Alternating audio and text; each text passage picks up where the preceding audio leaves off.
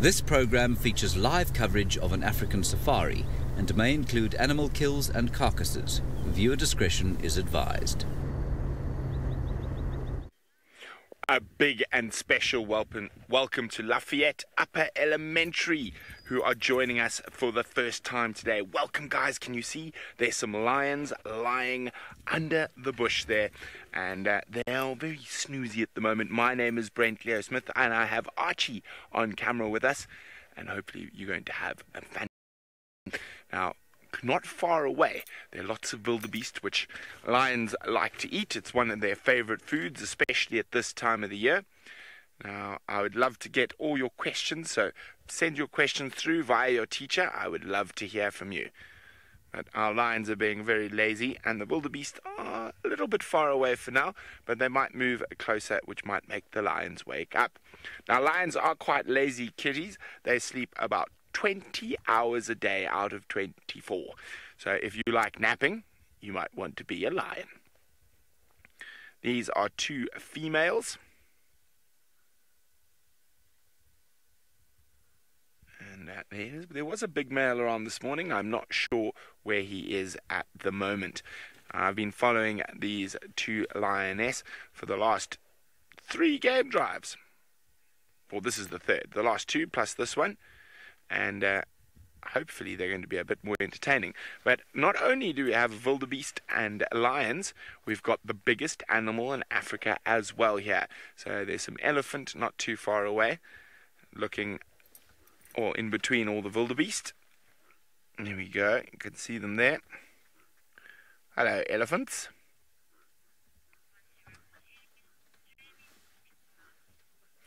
Now, it seems like you guys are having a fantastic start to your safari because you've seen lions, you've seen elephants, you've seen wildebeest. Now, Jamie's going to show you the tallest animal in the world. So you've seen the biggest animal we have out here. Now you have a chance to see the tallest. Hello and welcome to the kids who have joined us this afternoon. It's afternoon for us, of course. For you guys, it's morning and the start of your school day. My name is Jamie, and there's a gentleman called Manu behind the camera, but that is all you will ever see of Manu, is just his thumb as he says hello. And we are in the Masai Mara of Kenya, which I'm sure that Brent has told you all about. Now remember, because what you're seeing is happening right here and right now, it's the perfect opportunity for you to ask lots and lots of questions. Now, I've been told that you guys are around about between 7 and 9 years old. So when I was your age, I was spending lots of time asking questions about the wildlife of the country, but that was because I was very lucky and I got to go on safaris when I was a kid. So now I'm hoping to take you on a safari yourselves. And we have our first question, which is not about the buffalo that we're watching, but from Elvin about the giraffe's neck. That's a good question, Elvin. You want to know how long a giraffe's neck is. So a giraffe's neck is around about 2 meters from the very bottom to the very top of the back of their heads. So that is about 6 or so feet in length. So a giraffe, with its long legs, would basically, because they're around about between 5 and 6 meters tall, so around about 15 feet or so. So if you guys at around about, let's say, if you guys are 7 to 9 years old, let's say 5 of you lie down on the floor, but the one puts their feet next to the other one's head. Does that make sense? So that you lie in a long line, but 5 of you. That would be how tall a giraffe is. So they're very, very tall. That, of course, depends on how tall some of you are. If you're very tall, then it will have to be 4 people that lie on the floor, with one person's head next to the other person's feet. And then you can get an idea of what a giraffe would look like if it were lying down. Okay, now I pointed out some buffalo to you. Landon, you would like to know how big buffalo are. So a buffalo is a little bit smaller than the bison. I don't know how many. Hands up if you have ever seen a bison before in the wild. So a buffalo is, for us, quite similar to a bison, or at least it's quite in the sense that it essentially does a very similar thing. So a buffalo is actually not that much smaller than a bison. In fact, a buffalo is about the same size as a bison. They look kind of similar. They are distantly related, but obviously these buffalo that we see here are different because they live in Africa. So about the size of a bison. So if you get an idea, one big buffalo, and I'm going to take you a little bit closer in a second, one big buffalo would weigh about the size of a small car. But there's sometimes small buffalo too, and I can see that there's a few baby buffalo in this herd. So hold on, we're going to go a little bit closer, and maybe we can get a good view of the baby buffalo. Now we are very, very close to a big river, and there's lots and lots of different animals that like to live around the river. So while we get closer to this buffalo baby, let's go to a different country to join James on safari. Can you believe that you are in 2 different countries on your safari today? You are now in South Africa, which is the best country in the world.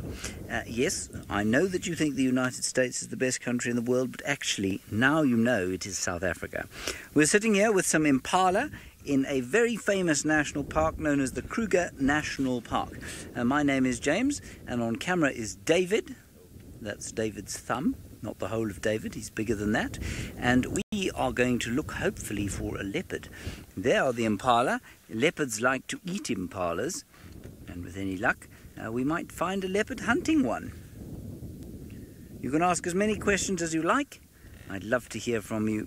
You can send me any comments as well. Now, I'm sure you're looking at this landscape thinking, gosh, it's really dry in comparison with what we've been looking at in the Masai Mara in Kenya, and you'd be absolutely right. We are in what we call the dry season, and in not very long from now we'll have some rain, and everything that you can see over here will transform from this brown, sort of deadish looking vegetation to bright emerald green. I know it's almost impossible to imagine, but that's what's going to happen.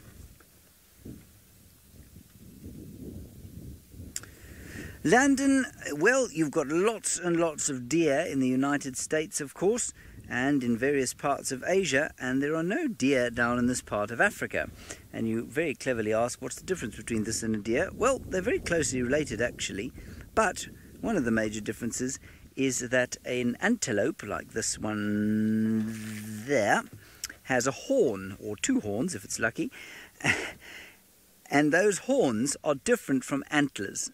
Antlers grow on deer every year and then fall off again, and horns remain on these antelope, and so if they break one of those horns off, well, it'll never go back again. Other than that, they are very similar. They are both ruminants. You don't need to really worry about that, but basically it just means that they eat similar sorts of things and are able to digest them in similar sorts of ways, and they live very similar lives. Good. We're going to move on from here, go down towards some water holes. It's very hot here this afternoon. It's probably about 32 degrees or so, which is about 89 degrees Fahrenheit. And so while we head off to some water, we're going to go back across to Jamie Patterson, who was sitting in the Masai Mara looking for a tiny, cute baby wild animal that looks a little bit like a cow. Well, I tried to get you a better view of the buffalo baby, but it seems as though all the other buffalo are standing in front of it. There you go. You can just see the baby at the back there, and one slightly older young buffalo walking in front of it.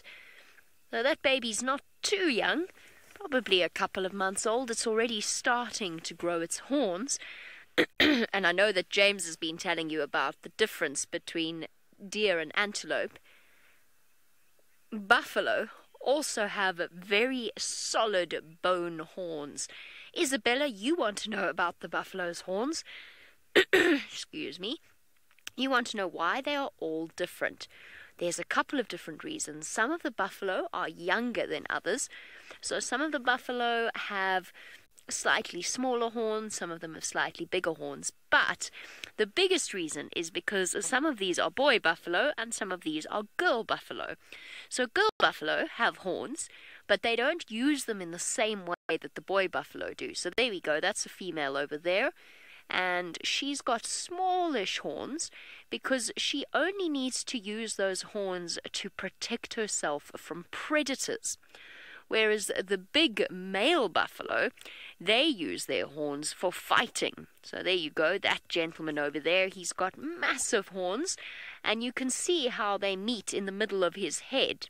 And if you compare them to the buffalo on on our left, on the left-hand side of that picture, you can see how different the horns are.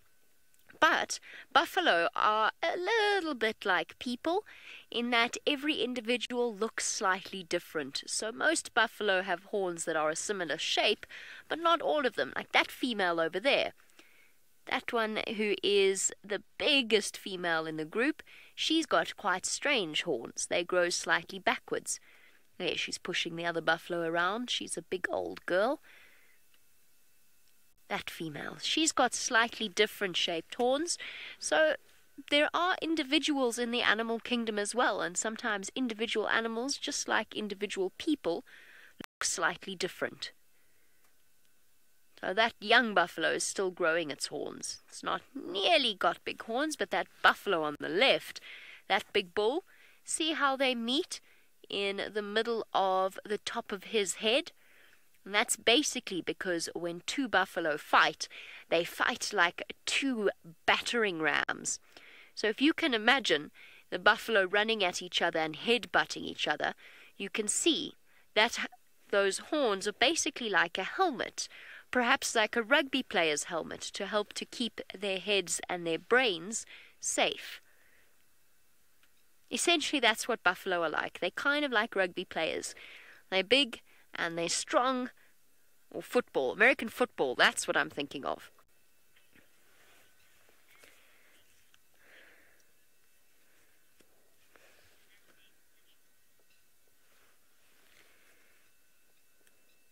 And if you're looking really closely, have any of you spotted some of the animals? Okay, Nathan and Destiny, I'll show you some of the other animals around here in a little bit. You want to know how big are the horns exactly?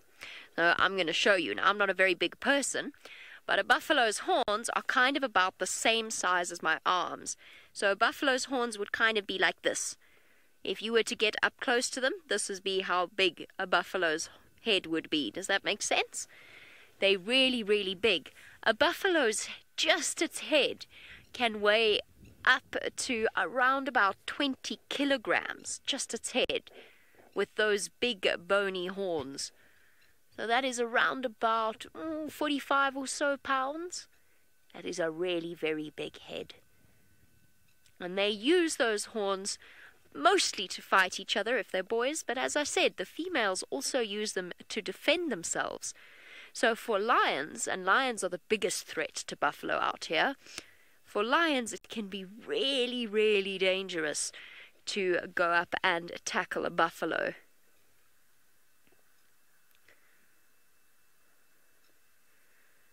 Now, buffalo really like water, and we here at SafariLive also really like water. And the reason that we like water is because there is so much to see around the river's edge. So there's another different antelope for you to look at. You saw some impala with James.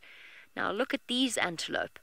Now at first, if you're not looking too carefully, you might think that these are impala because they sort of look the same. But look closely and you'll see that the horns are a little bit different and that they've got a bigger dark black stripe that runs along their sides.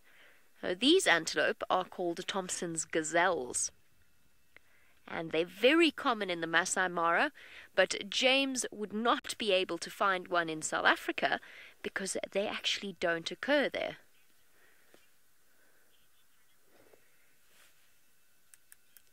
Now, Isabella, you would like to know if antelope will change colors.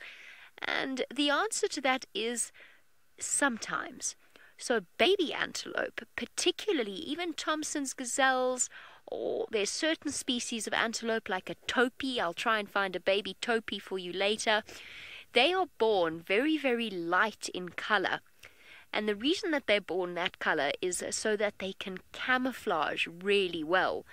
So what they'll do is that there's a topee. I don't think it's got a baby with it, but perhaps I'm wrong. We can look very closely and see. So the baby antelope will actually hide, and they'll lie down on the ground, and their light brown color helps to keep them hidden in the long grass or perhaps next to some rocks. And then, as they get older, they rely more on being able to run very fast away from predators rather than hiding. So then they start to change color, and they get their adult color, like these two Thompson's gazelles over here. So some antelope, yes, they do change color. Now impala, like the ones that James showed you, when they get super cold, they get goosebumps, like we get goosebumps. Only their bodies are covered in a lot of fur. So it goes a dark red color because the fur actually sort of stands up like your hair does on your arms and your legs when you get cold and you get goose flesh or goosebumps. That's what happens to the impala, but it makes them look like they've changed color. Shall we go have a look and see if we can find you a crocodile next? Because we've seen giraffe, we've seen buffalo, we've seen antelope of all different species, and one zebra. So I think it's time for us to go see what's happening in the river. Meanwhile, James has a surprise for you up his sleeve. What a surprise it is, a very special male leopard called Hosanna, which means the little chief. Now, we looked for this cat all day long this morning. We found his footprints all over the place, and we followed them, and we just didn't manage to find him. And then I got off the vehicle right now to go and look around, still didn't find him, and we drove round the corner, and boom, there he was, lying on the road. Isn't that wonderful? He's 2.5 years old, which is the equivalent of being around about, let's say, a 14 or 15-year-old human being. And so although he's only 2.5, he's actually a lot way further in his life than any of you are. That's 7 to 9 in your classrooms. He's going to get a lot bigger, and at the moment he's still quite playful because he's young. He doesn't have any responsibilities, so he doesn't have a territory that he has to protect. And what he's cleverly done is he's lying on this road looking towards a waterhole. Look, Nathan, watch. Did you see those big teeth? Nathan, if you were to take your longest finger, you're about 7 or 8 years old, I'm guessing. Well, oh, here he comes. His longest tooth is just longer than your longest finger. Now, everybody whisper as he comes close by. This is very exciting. Hello, Hosanna.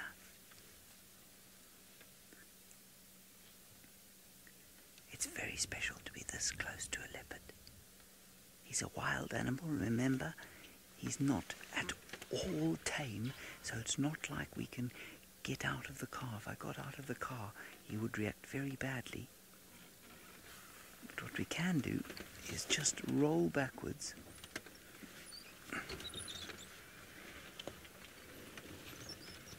There we go. Look at that. Landon, at the closest point, he was only about 2 feet from me. In fact, 1.5 feet or so. So that's not very far at all. I think he might go and have a drink too. Oh, he might go hunting. He's moving away from the water. If he goes left, and if he goes right up the road, he'll go towards some water. See how he's lifted his tail up into the air? That's because a bird has just gone, and that is an alarm call, which means that the bird doesn't really like to see the cat. He sees the cat as a threat. And so Hosan has lifted his tail to show, I'm really not a threat at all. Abby, once you've seen a cheetah and once you've seen a leopard, you would never ever think that they were the same animal again. So while we move, I'll tell you the big difference. There are some very obvious differences in terms of the way they look. A cheetah has got spots, a leopard has got rosettes, which means little arrangements of spots. A cheetah has got a small head, a leopard's got a big head. A cheetah's got a big, thick, heavy tail. A cheetah's got a thin, at least a leopard's got a thin tail. A cheetah's got black tear marks that run from the corner of its eyes to the corner of its mouth. A leopard doesn't have those. But the most interesting thing about the discussion between leopards and cheetah is that one is a specialist, which means that it is designed to run very, very fast, can only catch one or two different kinds of food, whereas a leopard is what we call a generalist, and that means that it is able to eat and catch lots and lots of different kinds of food. Now he spotted something. See how he's gone into what we'd call a stalk? See, he's dropped his shoulders down. Now that means he might be trying to hunt. Let's move up forward a little bit. We want to keep our distance. We don't want to alert whatever he's trying to catch to his presence by making a big noise. I think he's coming to investigate at the waterhole. Maybe he's seen something coming up here to drink. He's very cleverly using this little ditch next to the road to sneak up here. Yes, what he's doing now is he's getting close to the water. As close as he can get without being seen, and there he'll probably wait and see what comes down to drink. We'll just go up ahead. Yes, look. We'll go around the other side of him now. Just want you to quickly see how easily a leopard can hide. See that? All you can see is the tops of his little ears. And if we drove past here on this road, we would have no idea that that's where he was. That's very clever. He's lying there so that he can see what comes to the water, and also so that he can enjoy the coolth of the stony ground that he's lying on. Now, Jamie in the Masai Mara has got something that he would very much like to eat, but it's one of the most difficult things, believe it or not, for any of the big cats to catch. Hosanna would definitely love to catch these leopard-sized snacks, but he would have to be careful because these little pigs can be very strong indeed. So this is an animal called a warthog, and the best thing about warthogs is the way that they run with their tails up in the air, although that one has got it all wrong and is busy smacking its sides with it. Hello, warthogs. Run, run, run, run, run, run, run. Look at the tail. Up like an antenna.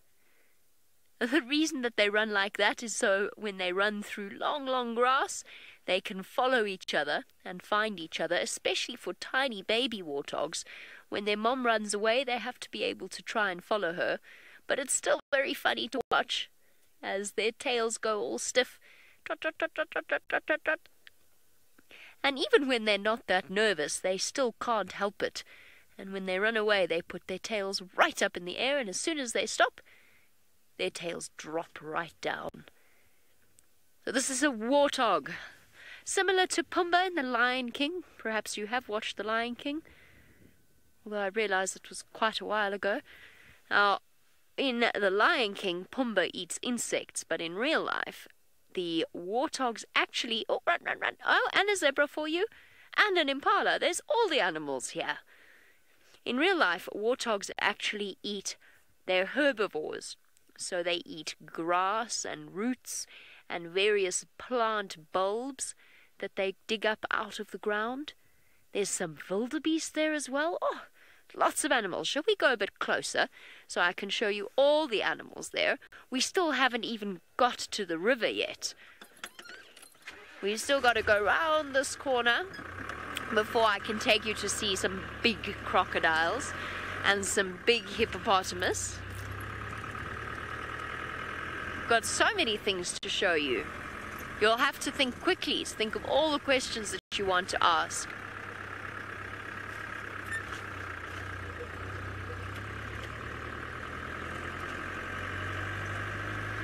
Okay, so we've got some animals that Brent showed you a little bit earlier. Some zebra and some wildebeest. Our little pigs are running away, unfortunately. I don't think the warthogs are going to let us get much closer, but the other animals might. And I even heard a rumor that there was a lion somewhere down by the river, but I haven't managed to find it yet, so you can keep with me while we look. Okay. Right, what shall we look at first? I think we'll start with the zebra, because we've got a nice close view and she's standing so beautifully still. There you go. A beautiful, beautiful zebra. So like the warthogs, she is also eating grass, like all of the antelope around here as well. Then we've got some wildebeest, and some more zebra, and the warthogs. And look, there's even a baby zebra.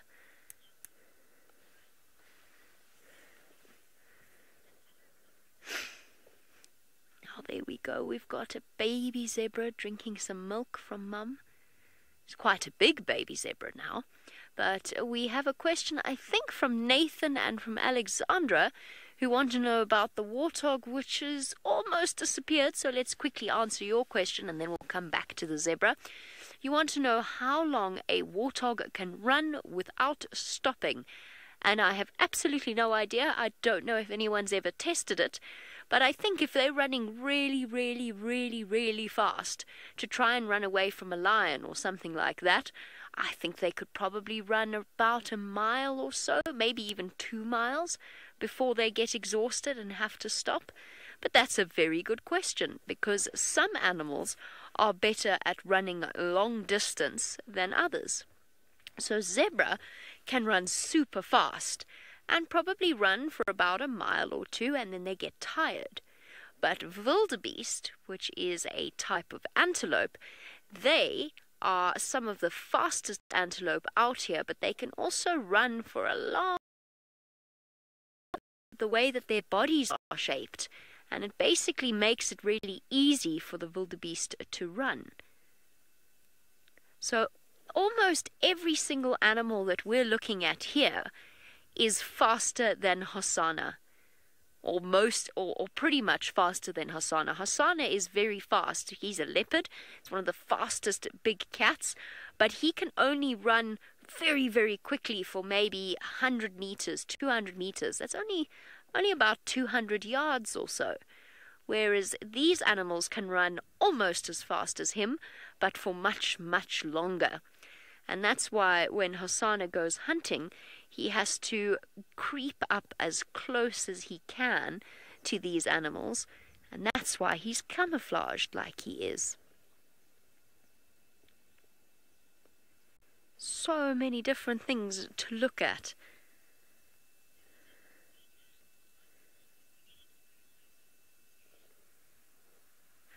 I'm really sorry, I'm struggling to hear your names this afternoon, but I think Zena might have been asking about why the tummies are so low.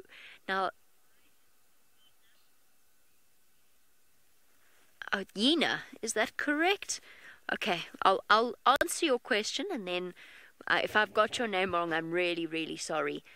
Now, you want to know why their tummies are so low. Now, that is particularly true for zebra.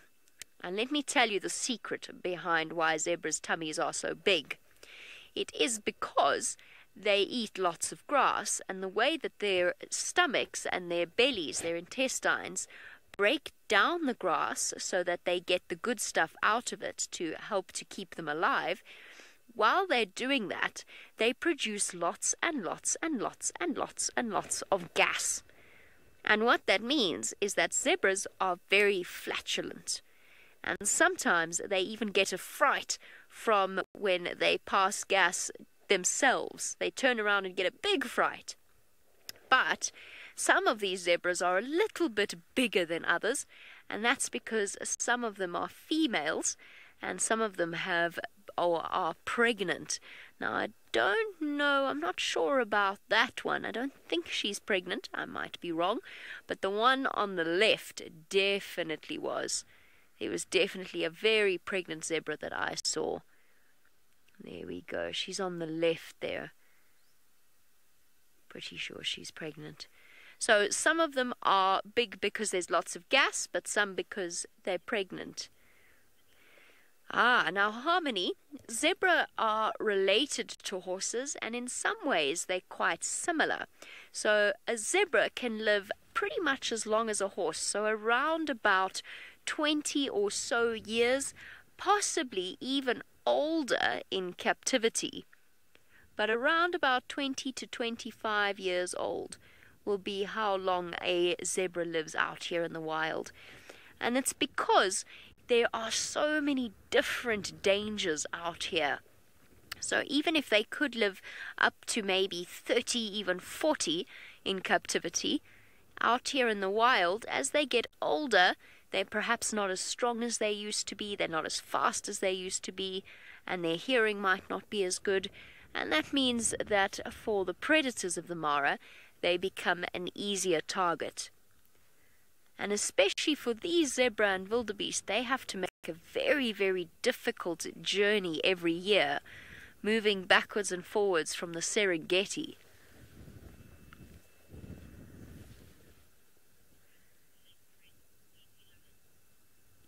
Okay, now I promised I would take you to the edge of the river to see what we can find there. I mentioned a lion, but never mind that, because Brent has beaten me to it, and he's found one for you. Well, I still haven't moved a muscle. I'm still sitting with the lions, who are having a very good nap. So they have not moved an inch since you were last here. But the weather has got colder, the wind has started picking up. So you never know. They might get moving now that it's a bit cooler. The wildebeest are quite a bit closer now. Closest wildebeest probably less than 100 meters away. Slowly grazing towards the lions.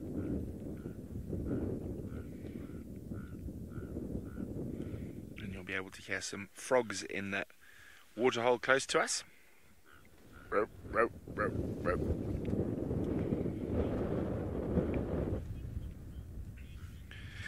Hello, Nathan. Nathan wants to know, how would the wildebeest protect themselves? Well, Nathan, they've got very good eyesight and they can run very quickly. So the lions have to get very close to be able to catch them. They need to get sort of within 20 feet or so. So normally in an area like this, the wildebeest will probably spot the lions before then, and the lions can only run very fast for a very short part of time, short distance, whereas the wildebeest can run fast for a long way. And there the Ellie's still there. Hello, elephants. Amongst the wildebeest, also enjoying the nice green grass that's here.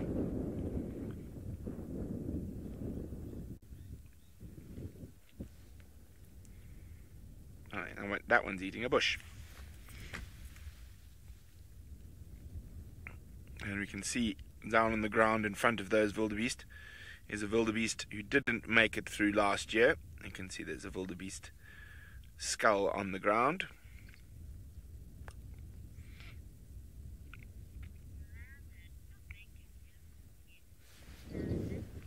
Hello, Landon.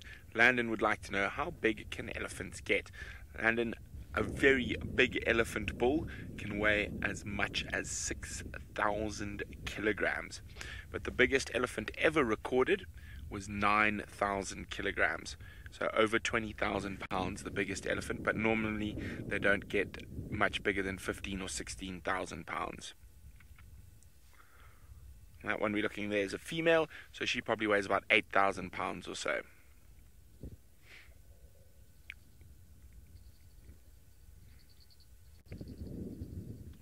frogs calling. Oh, one lion's moved a little bit. So there was a little stretch, and stretching means they might be getting ready to get up, but not just yet because those eyes are still closed. Let's go back to South Africa and James and the wonderful leopard Hosanna. There is the wonderful leopard Hosanna. He's hiding now next to the road. And we've come round the other side, and you can see he's very, very sneakily got in a little ditch here. And while he looks like he's fast asleep, his ears are listening carefully to see if he can hear the sound perhaps of water lapping into an antelope's mouth as it sucks up water from the waterhole that he's close to, or perhaps the breaking of a branch as an antelope comes closer to him. You can see he's very hot, that's why he's panting like that. He might also have eaten something during the course of last night. I'm not sure what that would have been. Something small.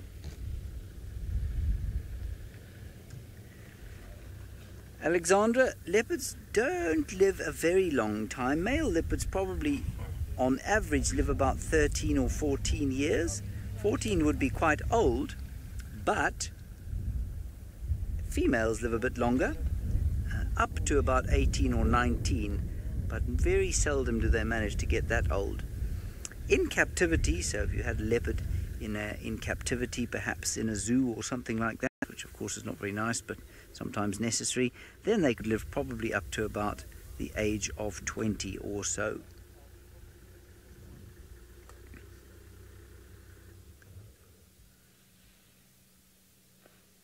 And this chap's only 2.5, so he's got a long time to live still. Sorry, Destiny, I'm going to ask for that question once more. What was that? Where do leopards' prints come from? Oh, where do their patterns come from? Well, their patterns come from their skin, basically, in the same way that I'm sure you have got a certain colour hair. I'm not sure what colour that is. My hair, of course, used to be dark. Now it's finished. David's on camera, and he's got dark hair. The director in the final controls got fiery red hair. You've seen the different colours of Brent and Jamie's hair. Well, it's the same with the leopard. They've just got different coloured hair all over their bodies. And I think it's much prettier even than human hair. Don't you think it's beautiful? Yellow and orange and black and white and a little bit of brown.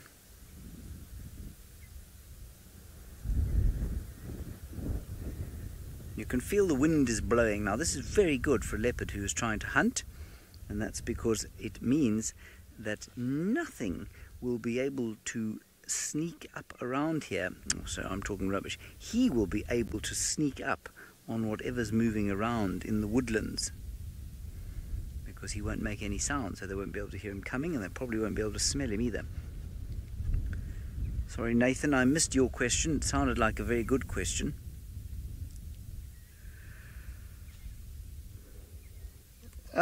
Nathan, the dry season, well, it starts probably around May, and it will go all the way until November sometimes, so it can be very long. But the really kind of hot, dry part of the dry season is now, and it's between September and November. So it's getting very hot.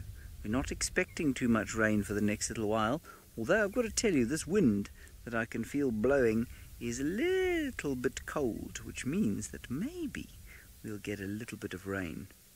That would be nice. We need some rain. Everything is very dry around here.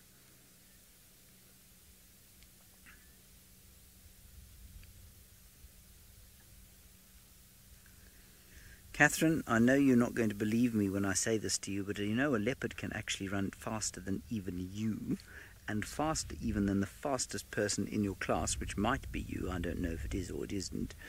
And it can run faster even than your dad.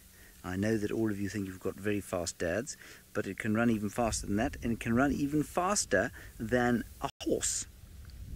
So they are very, very fast, but only for a short time. They can't run fast for a long way, and they rely on being very fast very quickly. and then they have to give up. So they have to get very close to their prey before they can kill it.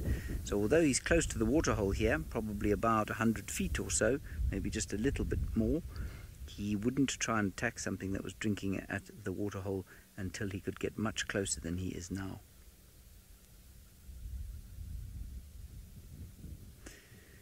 Alright, we're going to leave this leopard now and see if we can't go and find something else, because I don't think he's going to do anything. I think he's just going to sleep. And so while we are moving around, seeing what else we can find, let's go and see a huge reptile. So while James leaves the leopard, we have a very, very big predator that even Hosanna would be frightened of. An absolutely massive crocodile lying up on the banks of the Mara River. And in fact, it's not just one massive crocodile, it's two massive crocodiles. And in fact, I can even see a third enormous crocodile off to the right of them. So these are enormous, enormous predators. Probably one of the biggest predators that we get out here. In fact, pound for pound, the biggest.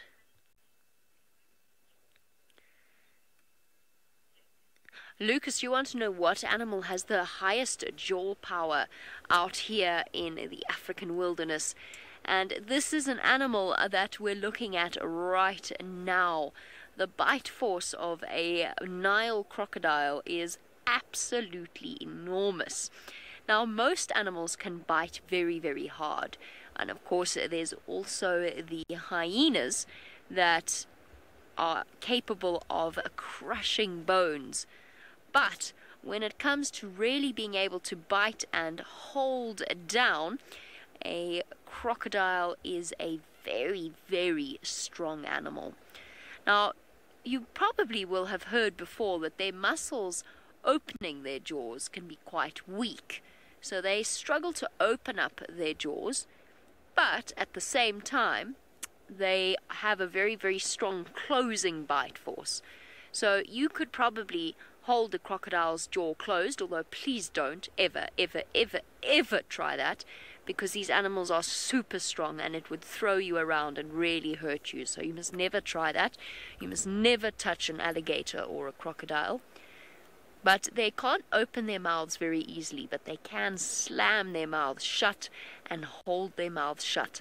And once a crocodile bites down on something, it is very difficult for them to make them let go. Now, what these big crocodiles are doing is either waiting for an animal to come to the water's edge, although to be honest, I think right now these crocodiles are just resting. But they'll also wait for the migration to come and for the animals to swim across the Mara River.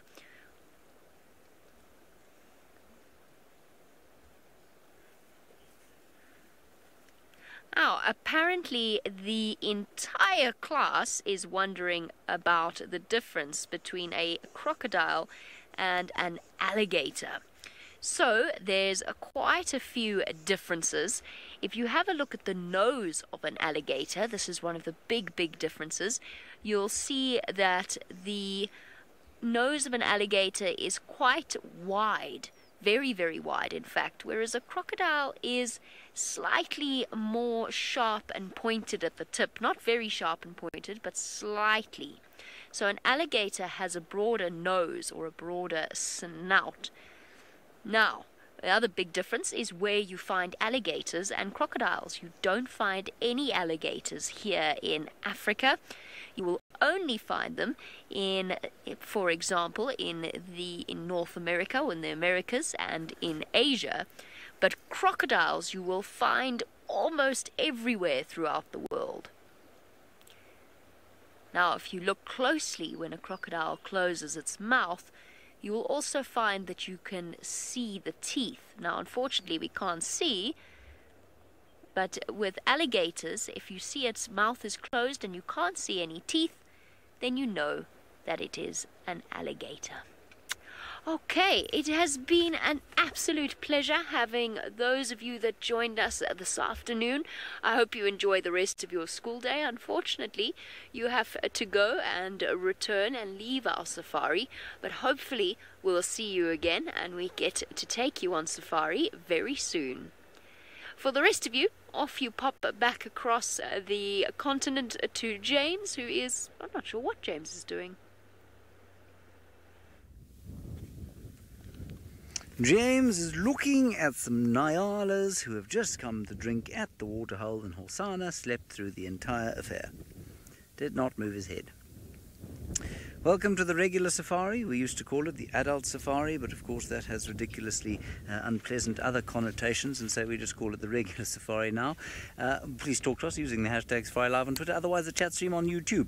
We're going to leave Hosanna now and head down towards the south, towards where there were some wild dogs seen earlier today. So with any luck we'll have some wild dogs and leopards in one drive. Wouldn't that be great? Yes, it would.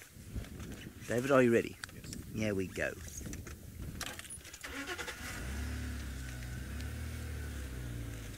Vroom, vroom. We'll come back here at the end of the drive. We don't get very lucky with something else because, of course, Hosanna will probably get up as it starts to get a little bit cooler. And as I said to the kids, there are sort of coolish tongues in this wind we're having now. And I wonder if there isn't a front moving in. Yes, Hosanna did not see the Nyala. Apparently it says it's going to rain on Sunday. Well, I'm not sure if it is correct or not. It may or may not be. I'm just waving at Aubrey, who told us about the dogs. Nice to see a few dogs. I am the only one out here, again, I'm afraid, out here in Djuma, so you'll have to put up with me. Jamie and Brent obviously are out in the Mara, so that's very nice. Jamie's only got 4 days left, I think. David, do you see that tiny little bird there? Oh no, it was another one, but now it's also flown off. Just in that little thicket. I think it was a golden-breasted bunting.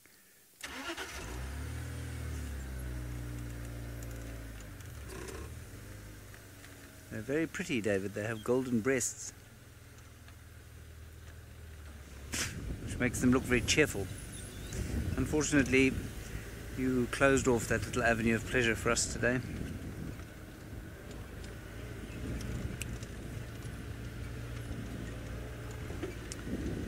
Anyway, we shall also continue to look for our signs of spring and whatever else is interesting around here. Apparently the enormous loud sound has so far failed to wake his lion with his voice.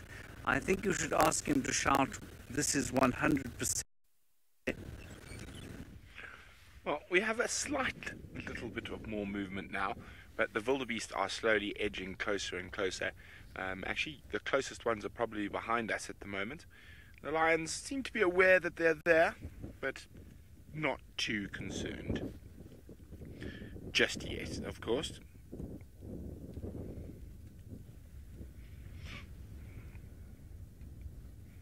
Strong wind still.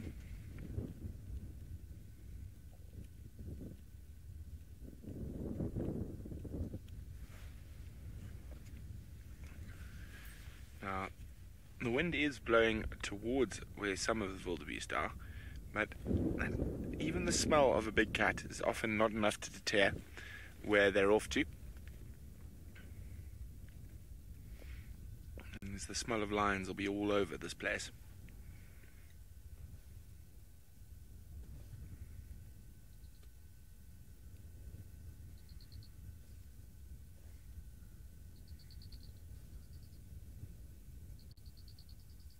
Should start hearing the faint gnu, gnu, gnu, gnu shortly as the closest wildebeest are getting close. As I said, the closest one's actually directly behind us, and we can't show you with the camera.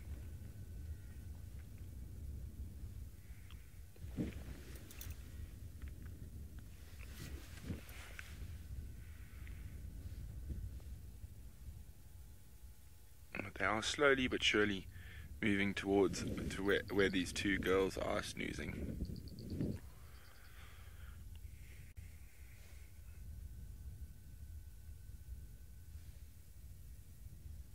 Oh, slowly but surely we're starting to see the odd little yawn and stretch.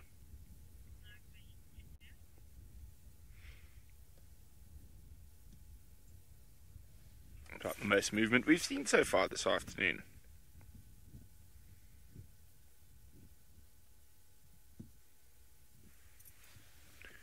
Oh, there's wildebeest. Oh my goodness, what happened? Where did they come from?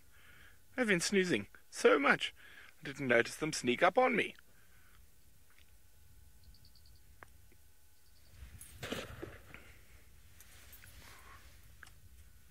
Definitely looking a little bit more intent now that she's realised how close some of the wildebeest are.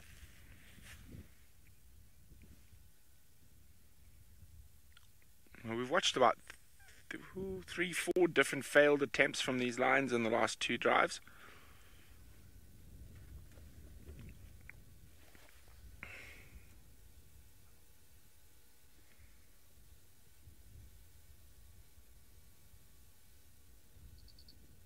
Still a bit sleepy, I think, though.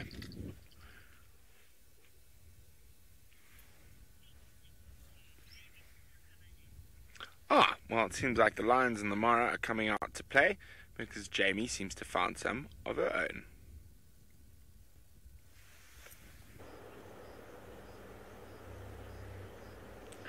I have to warn you in advance, I'm really struggling this afternoon to hear Kirsty. She sounds a little bit like she's underwater. All I can hear is bloop, bloop, bloop, bloop at times, but I caught the live, so there you go. I have absolutely no idea where you were or what you were saying, but we've got a lion to show you.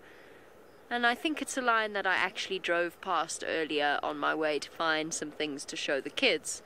Whoopsie daisy. I have no idea which lion. She looks quite full to me. She's panting. It has been warm, but it's cooled down a considerable amount. I suspect, given where she is, she's a Paradise Pride female. I mean, we're right at the main crossing. And she's missing the tip of her tail. This is where it gets complicated, because one of the Magoro lionesses is missing the tip of her tail. She's also missing a patch of fur off her bottom. Oh, hello. That's a fresh-ish stab wound. Although that looks like a bite. That looks like puncture wounds from a bite. Probably painful, but not too serious. I think that one of the Paradise lionesses has a missing tail tip. I'm not 100% certain though. This is where things get a bit confusing. The Magoro lionesses have been around this area as well. But I suspect that this is a Paradise Pride member with the missing tail tip. She's found herself, I was going to say, a comfortable looking position. I don't know that that's the case. I mean, she's lying right on the rocks. Maybe she's looking for some kind of back treatment, spinal realignment. Because where she's lying, she must be resting on rocks that are distinctly uncomfortable. I don't know why she's decided to collapse there. It's obviously the best shady spot from where she's been. Lorena, you say she looks so comfy. I guess she does in a way. She looks comfy, but that's a special gift of cats, isn't it? Oh, no, you see, it's not a Magoro. Hello, pretty girl. That Magoro lioness with the missing tail tip has got a bald patch on her top lip. It's not a Magoro. I think it's a Paradise Pride member. I don't know where the rest of her pride mates are. They could quite easily be in the bushes off behind me, and I might not know because the riverbank is so steep that I wouldn't be able to see them. Very tatty ears. Nice opportunities for screenshots here. Help us to collate our ID kits on this pride, because we actually don't have any. I might just do a quick... I think these screenshots will work well, but I might just do a quick photo of her face, just to get her, add her to our collection. We've been trying really hard to keep track. Can you look at me with your ears out? No. Just quickly get her teeth. Just looking, when we identify lions, what we're looking at is the whisker spot patterns, tears around the ears, the condition of the teeth, anything that stands out like a missing tail tip. But it can be so deceptive. For example, in this situation where you've got two prides next to each other with two individual members with missing tail tips. No, big girl. Oh, shame. That leg is hurting her. Got a little bit of a limp. Stiff walk. Guess she wasn't that comfortable after all. Okay, there's absolutely nothing I can do once she goes behind me. There we go, tail tip, nice opportunity for a screenshot. Never mind, I take that back.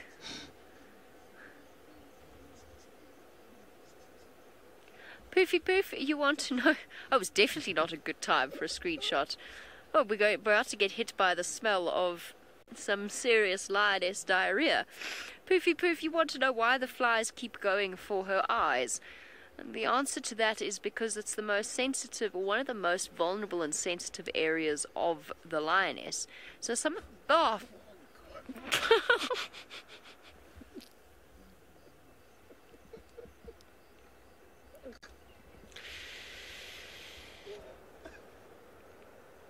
Some of these flies are blood-sucking flies. I think Manu needs to move. I think Manu is about to die. Just hold on, let me just move. Well, oh no, she's coming back. I can't move, Manu. You'll just have to lump it, I'm afraid. Because it's a nice opportunity for a right-hand side. Some of these flies do suck blood. Others are looking for a good place to lay their eggs where their maggots will have easy access. And, oh, goodness gracious, really? Perfect. Beautiful. Exactly what we were going for. There's some nice opportunities to get the flies around her ears as well. So they're looking for a nice place to go and lay their eggs. And those areas like the eyes and the ears are very, very soft. Well, since we can't do very much about this, off you go to James before his bird flies away. We had a little bird there called a rattling cisticola, and we didn't actually stop for the rattling cisticola. We stopped for another golden-breasted bunt. There it is, David, quickly. Can you see it? Golden-breasted bunting, where are you? Sitting in the tree, smiling at me. Oh, David. He's in there, he must be. Go down a bit. Let's sing him the song once more, David. Golden-breasted bunting sitting in a tree. Where are you looking at me? That's not actually a real song, everyone. I made that up. I know it was astonishing to believe, but really, it's true. Thank you. Thank you, Kirsten. Yes, that's where he was. Did it land there? Are you sure, David? Yep. It wasn't a piece of flotsam floating by on the wind, no. Oh, well. I guess... You know, the reason I am so enthralled by these birds is that their golden yellow colour on the breast makes me extremely happy. David, don't laugh at me. I find yellow a very happy colour. David, it's my favourite colour. Yes. Laugh you may. Let's continue.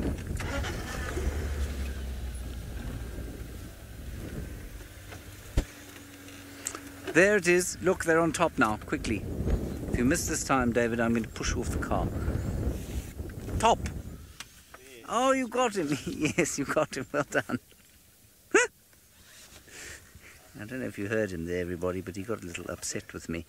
Ecula, David's amputated foot is doing fine. Well, I mean, I don't know if the amputated bit's doing fine. The new one we made for him out of a piece of combretum wood and an old nail and a small piece of pine is working perfectly adequately. Isn't it, David? Yes, good. And in fact, it was just very inconvenient that we refound David's foot not foot, his shoe on game drive this morning on walk. You'll remember, those of you who were watching, that we found the shoe that was pilfered by hyenas the other day, and now he has no use for it, of course, because we amputated his leg at the knee, and so we've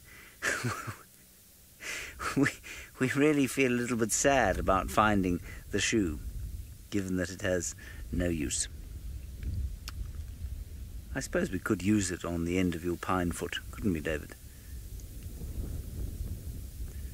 Yes, maybe we'll make a plaster of Paris foot. That's a good idea. Is that not a beautiful bird, David? Doesn't it make you feel happy? You feel happy now, David? Quite happy? Not very? No.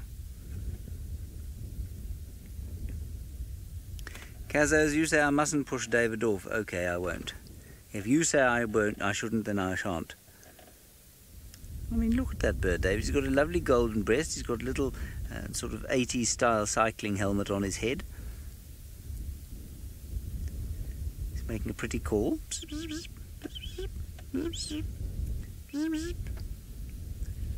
I mean, I think it's so magnificent I might call it in on the game drive radio. Stations located: 1 golden-breasted bunting at Spaghetti Junction. Bird is static. 1 station here. Could also be hunting, yes, Kirsten, except it's a seed eater, and I'm not really sure that we could describe hunting seeds. Now I'm being told what it can and can't do from the final control. Good. Well, I think that's a very good golden-breasted bunting sighting. David, thank you very much for helping me with that. Good. On we go.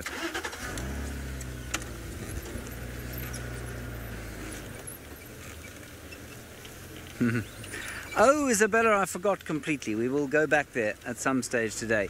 It's not called Leslie anymore. Unfortunately, my name for our little blacksmith lapwing was rejected outright by the viewers, and we called him Scoot, and then it was revealed by some of the zoomies that had already somehow managed to call the the bird Gilbert, and so he's now Scoobert. We forgot to go and have a look at Scoobert, but we'll go a little bit later. There is a giraffe. Can you see the giraffe there, David? It's slightly easier to find than the golden-breasted bunting, I think you'll find. Yes. Good. Well done.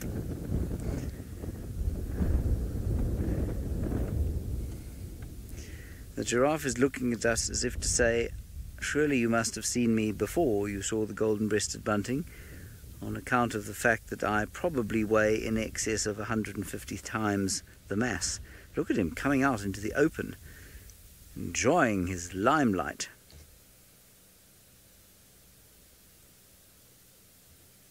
Very nice. Bull giraffe chewing his cud,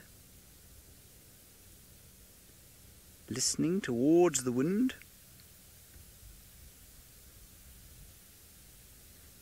And just generally checking stuff out.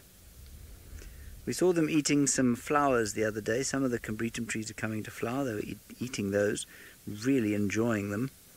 And as I was saying, great nutrition without the usual sort of tedious rigmarole of trying to soldier your way through all the thorns before you got anything decent to eat.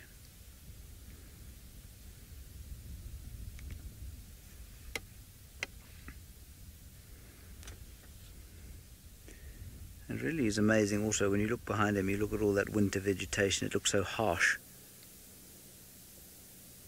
And yet soon that will be a golden and copper giraffe framed with green as opposed to framed with brown and grey.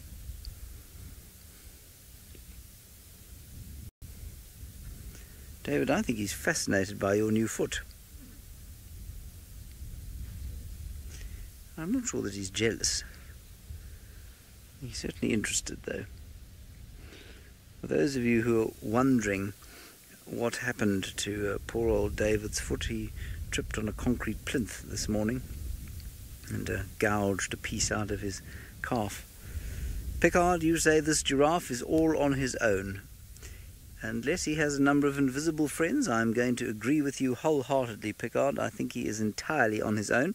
That is, of course, the wont of bull giraffes.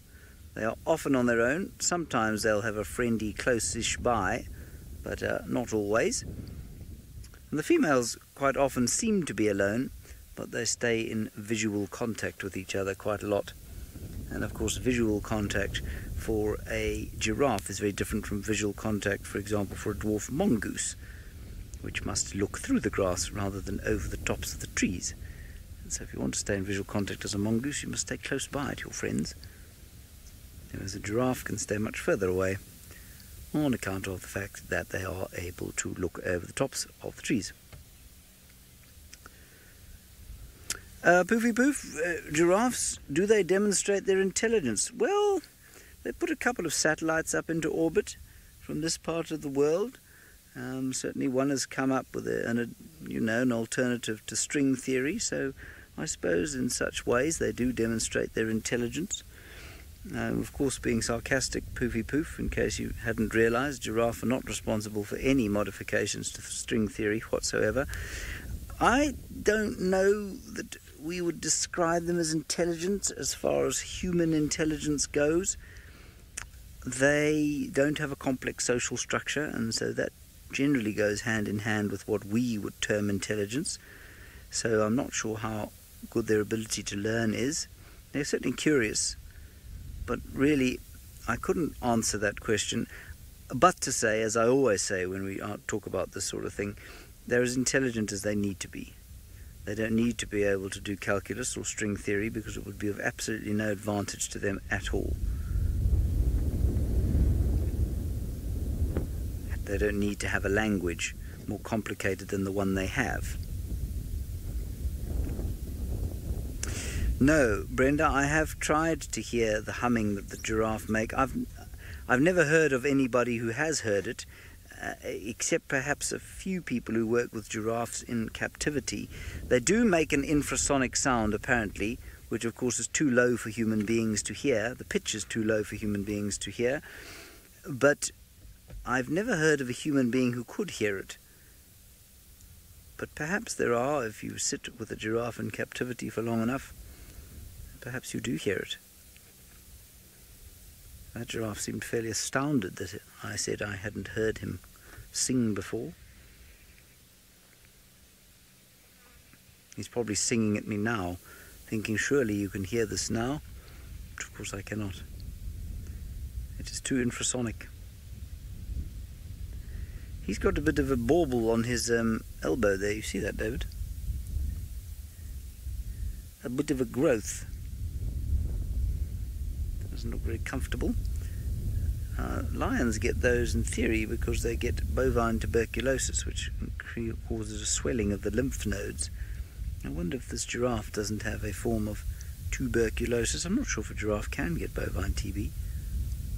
I haven't seen that before in a giraffe. Doesn't seem to be hampering him a great deal.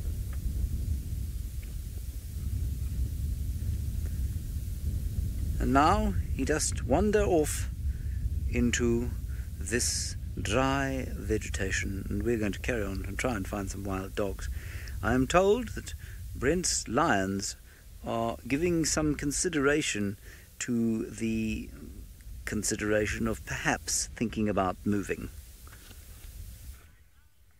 Well, they've given up their position to the wildebeest by just having a cuddle, so and a flop down. So they have been well and truly spotted now, and you can see some very alert wildebeests watching them. And it looks like they might be ready to have another nap shortly. But it is a good sign that they are starting to move, groom, that they might be heading off on the hunt in not too long.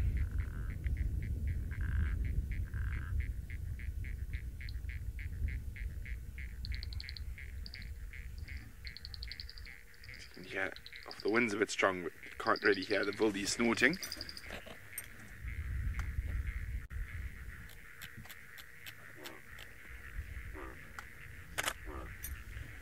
Chew!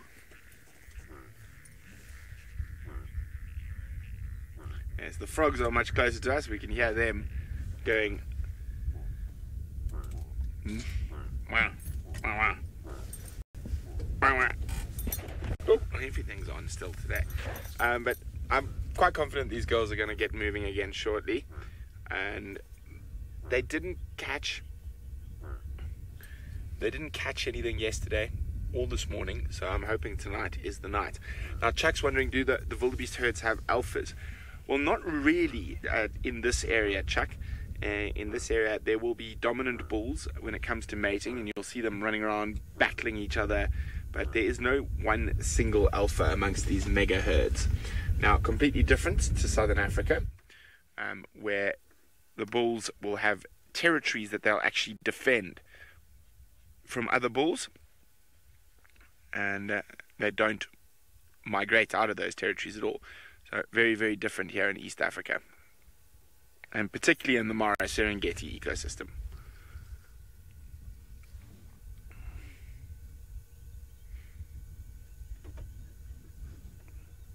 Maybe I might be starting to hear the snorts now.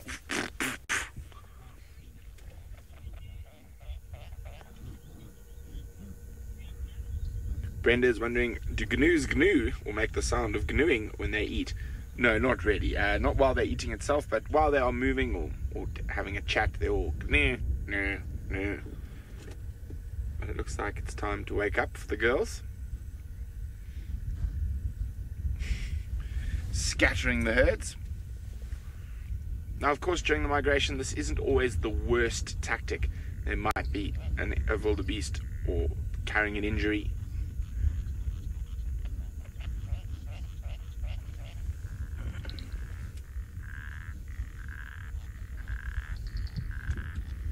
Okay, let's move forward a bit there, Arch.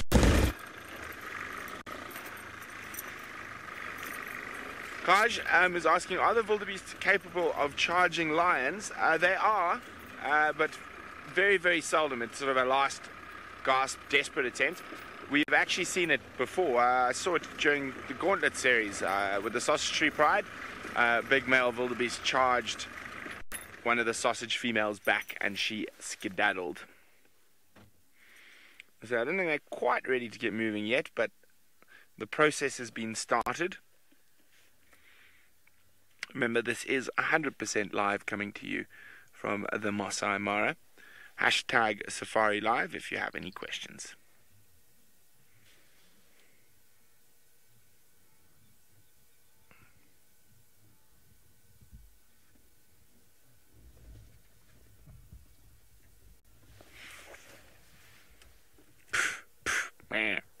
Lots of noises.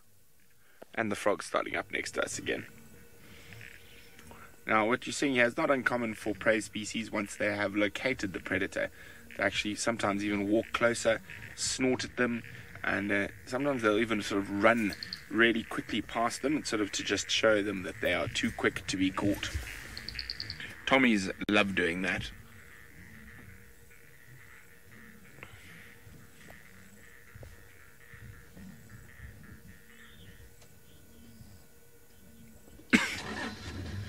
Roshni, not 100% certain. My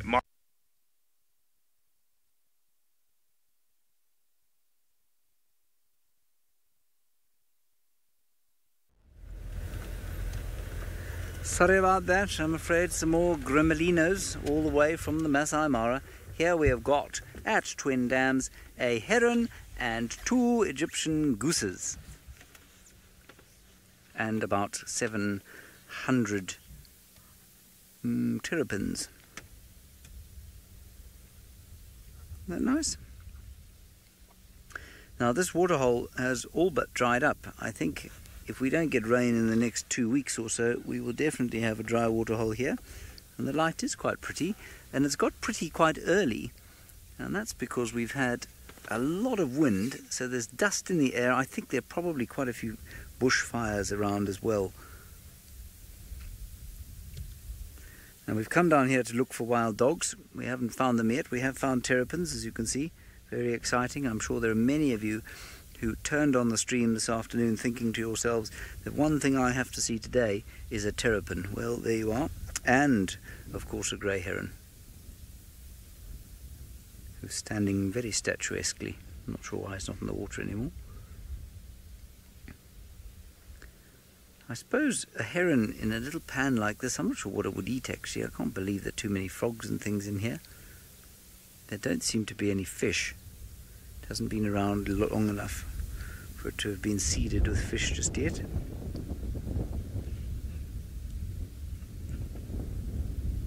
And I'm sure you can hear the wind.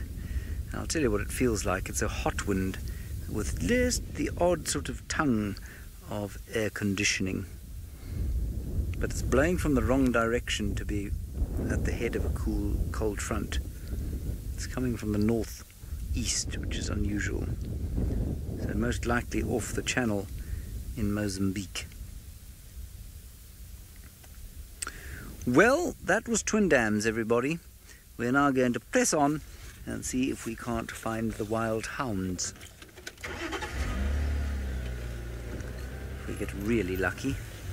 There were some baboons around, and I'm suspicious that if the baboons are around, then the wild hounds are going to avoid being around here because they will be alarmed at. But they could easily just be underneath a tree. Now, I'm just going to stop for another bird here while I explain why there are no dying catfish here. Something just flew in here, David. There, it won't. It was a woodpecker. There it is. I see it. It's in that guarri bush. There it is. It's on the main stem of that guarri bush, Darv.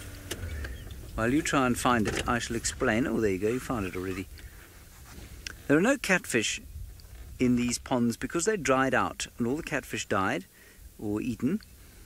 And it took a long time before water fell into them again. And I think it probably takes a good 3 or 4 years of fairly full water for the chance arrival of a fish egg or 100 or so in the feces of a bird or on the legs of a bird that's been standing in fish-laden vegetation and that sort of thing. I think it takes a little while before that happens. And clearly our waterholes here have not been full enough for long enough for that to have reoccurred, because there were definitely catfish in here. 2 years ago there were catfish and tilapia in Buffelshoek Dam, but we've had no bubbles from either of them this time round. That was a cardinal woodpecker, by the way. You can hear some francolins having a little bit of a shout. David, have we picked up a passenger?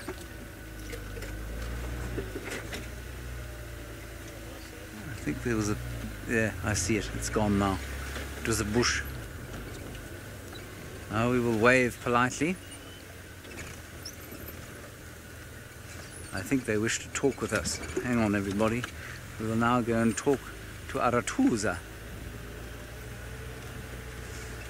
Good afternoon. I'm full of joy. How are you? Good. Hello, everybody. Yes. Okay. Oh, wonderful. Okay.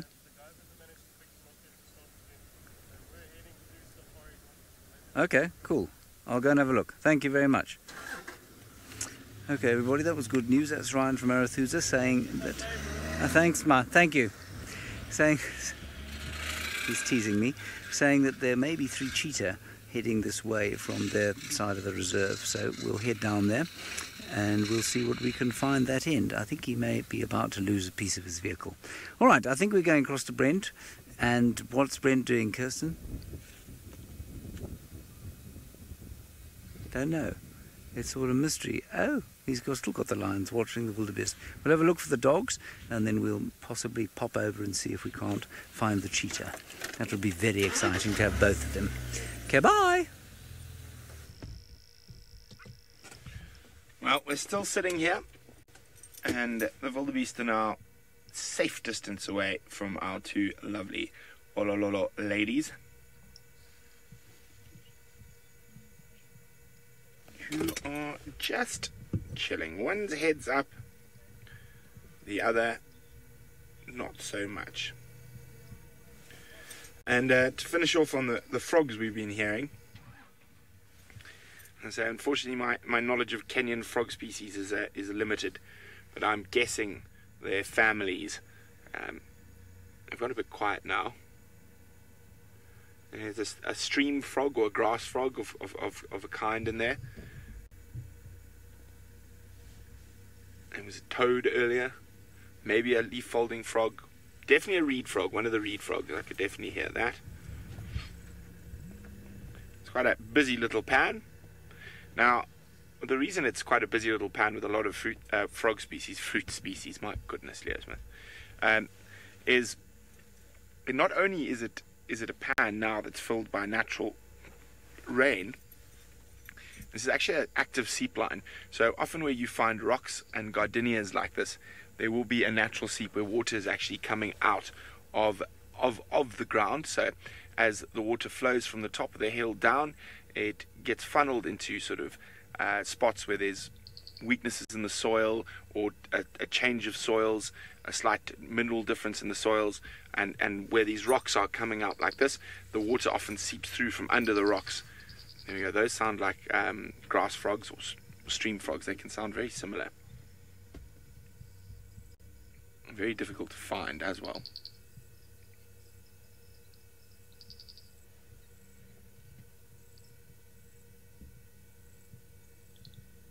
But the wind has slowed down a bit.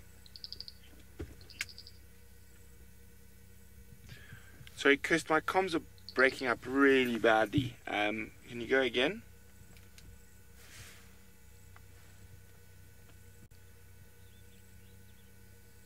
Just waiting for Kirsten. I think Kirsten's saying, do we get bullfrogs in the Mara? Yes, we should get African bullfrog. I don't think we get giant bullfrogs here though, but African bullfrog we might certainly get. I haven't actually heard them calling, but we will get types of bullfrogs here, but they might be slightly different to the ones we get in southern Africa.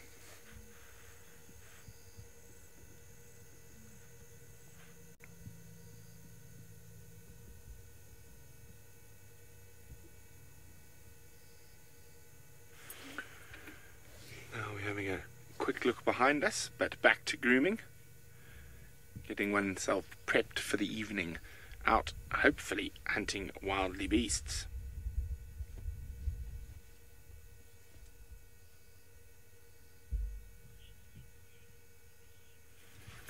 Okay, well, I'm gonna keep sitting here, and in the meantime let's send you across to Jamie to see where she's off to next.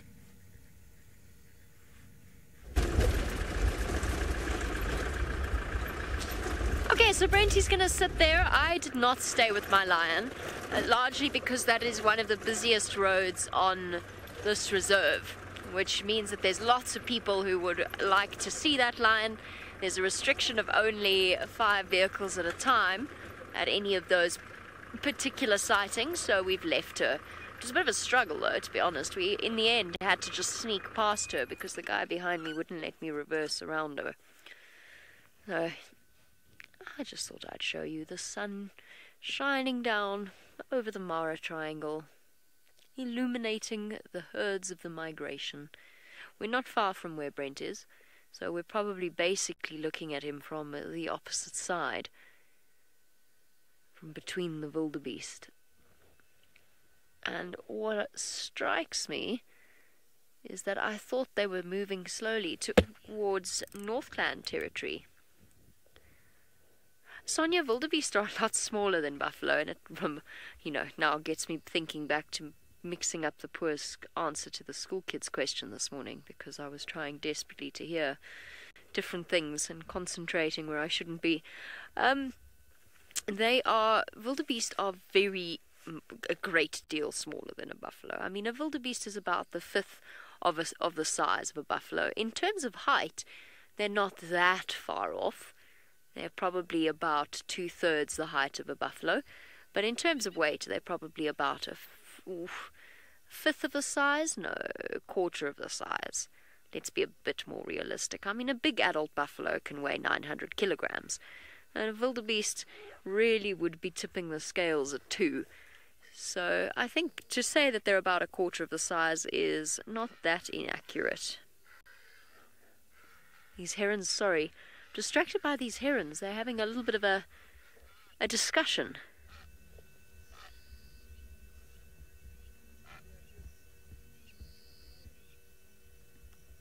Yeah, I mean, a wildebeest is really only about 130 kilograms. Not even be a very heavy wildebeest that top the scales at 2. So 130 times by 4. Yeah. Oh, that's beautiful. Well done, Manu. Manu in your bird shots today. Being a pro. These herons are making the most unappealing sound.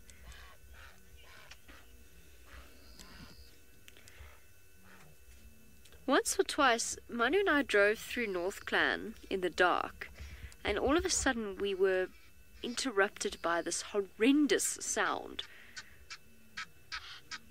It was not that sound, that's the Egyptian geese, but it was a sort of a... It was only afterwards that we realized it was a tree full of disturbed black-headed herons that were making this horrific sound. But I mean, when I first heard it, we were almost underneath them. I got such a fright. It was really loud and right next to us. And when you're driving in the dark, your senses are on high alert. You're trying to concentrate really, really hard on following and keeping your wheels on the road and all sorts of things, or usually not. Here come the wildebeest, crossing the road and moving back onto the burn. They don't seem to stray terribly far from this burn site. They like it here. And as the evening starts to draw in, they are going to want to gather together in their big herds, as they do every night.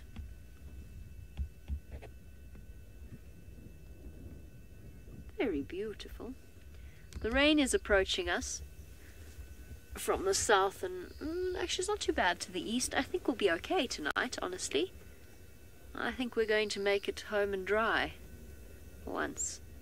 That would make it 2 nights in a row, which is practically unheard of recently.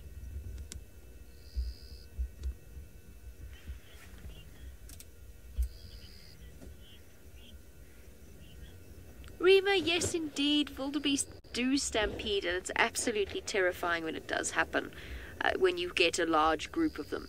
They are not the brightest animals, honestly. They when they panic, they don't run past the lion that hunted them.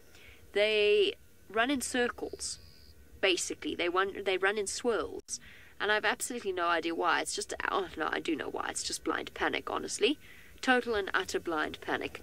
So wildebeest do stampede, and when you're looking at a herd of 100,000 or more, that can be quite terrifying, because the wildebeest actually, when you've got a huge herd of them, there's only so many places they can go. And the wildebeest in the middle, in particular, can't exactly shove the running wildebeest on either side of them out of the way, which is why they occasionally run into trees, they fall over termite mounds, they fall into holes. And it's not that they haven't seen those things, it's just that there's literally nothing they can do about it. So they do stampede. In a way, a crossing is a stampede. In a way. It is absolute blind panic. And if one jumps into the water, they all seem to follow, then they swim across, and then 100 turn back and go back across because they're just panicking, essentially. Oh, beautiful light on those mountains. So yes, wildebeest do stampede. I've been caught in a stampede at night before. It is not something I will ever repeat, or ever put myself in the position to have repeated. It was the most out of control I've ever been in a wilderness situation, because you can't. You're just out of control. There's not much you can do except try and get yourself out of there. There you go. Speaking of stampede, those wildebeest aren't really stampeding though. They're just panicking because the groups left them behind, and they wanted to catch up with them.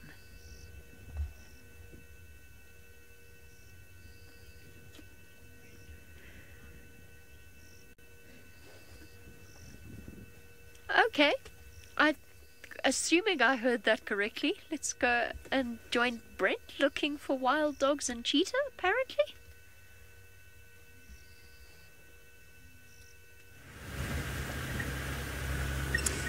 Well, yes, we are looking for wild dogs and cheetah. We're doing our level best. Unfortunately, we haven't come up with anything just yet.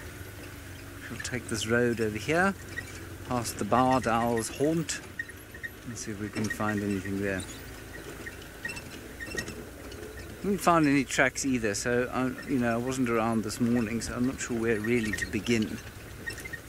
Aubrey said check around Trinidad. We did that. There was a duiker, a grey heron, and of course an Egyptian goose.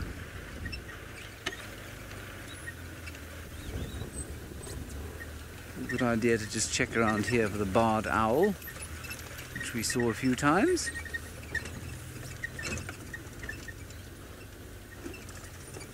They would be sleeping under a bush somewhere, possibly thinking about getting up to go hunting at this stage of the game. Just as the light starts to fade a little bit. It hasn't cooled down very much though. And I would think they've probably got another half hour of rest before they get up. It is only 5 in the afternoon after all.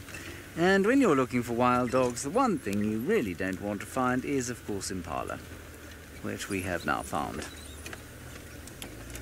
Hello? Have you seen any wild dogs? No. Not. I suspect that these are processing in one long straight stripe towards Twin Dams to have a bit of a drink. There's quite a few of them. There are quite a few of them, sorry about that.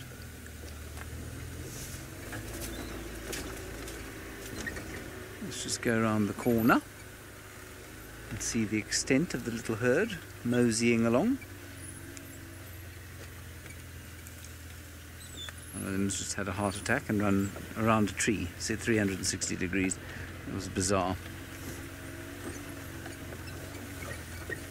Here they all are. You chaps off for a drink? Yes? Now look at the males, especially this one here. You can see his hips are sticking out, so he hasn't had the best of dry seasons, or the best of winters. Not the worst, he doesn't look like he's about to drop dead. And we really are starting now to see the lambs growing in the uteri of the ewes. Thank you, MK. You say that I'm the impala whisperer. Well, it's good to be good at something, you know. Thank you very much. That's actually a really nice picture. Well done, David. Despite MK's sarcasm, I think that you've created something very special. So special, in fact, I may take an illegal photograph of it.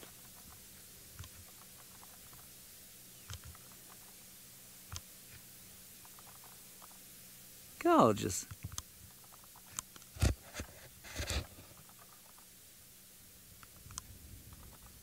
Very pretty indeed, I think.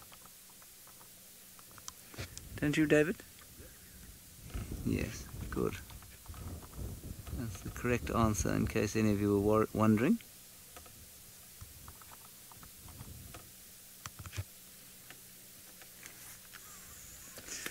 Alrighty, I believe that the great hyena whisperer of Africa is back with the hyena as we speak, so let us go across to the great hyena whisperer herself, where I have no doubt there will be entertainment, cubs, maybe even some stink. Hyena whispering, but with a twist. Because I've just mentioned the fact that we are looking at the wildebeest moving towards North Clan's territory. And in fact, guess who's here? Not North Clan, that much I can tell you. The clan whose territory or home range perplexes me to the point of absolute confusion. It's the Happy Zebras. As far as I could tell, sitting on North Clan territory, admittedly right on the boundary, so perhaps a sort of no man's land. There's Pike over there. I think that's Pike. She's got a funny little pointy ear on her left-hand side. There's actually 3 collared hyenas in Happy Zebra. So I sometimes get them mixed up. I'm pretty sure that is. And these guys are literally just sitting here at a culvert, waiting patiently. Oh, sorry, our cover's actually flapping and disturbing one of them. You just catch that in the wind. It's actually frightening one of them a little bit. We'll sort that out in a second. That's just our rain cover that's come loose. I'm looking to see if I can find a piece of rope or something that we can tie it with. Ah, that will do.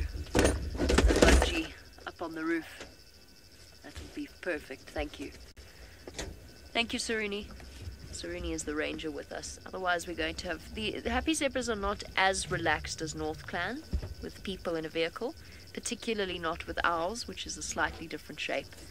It was just important for us to grab that in hand quickly. There you go.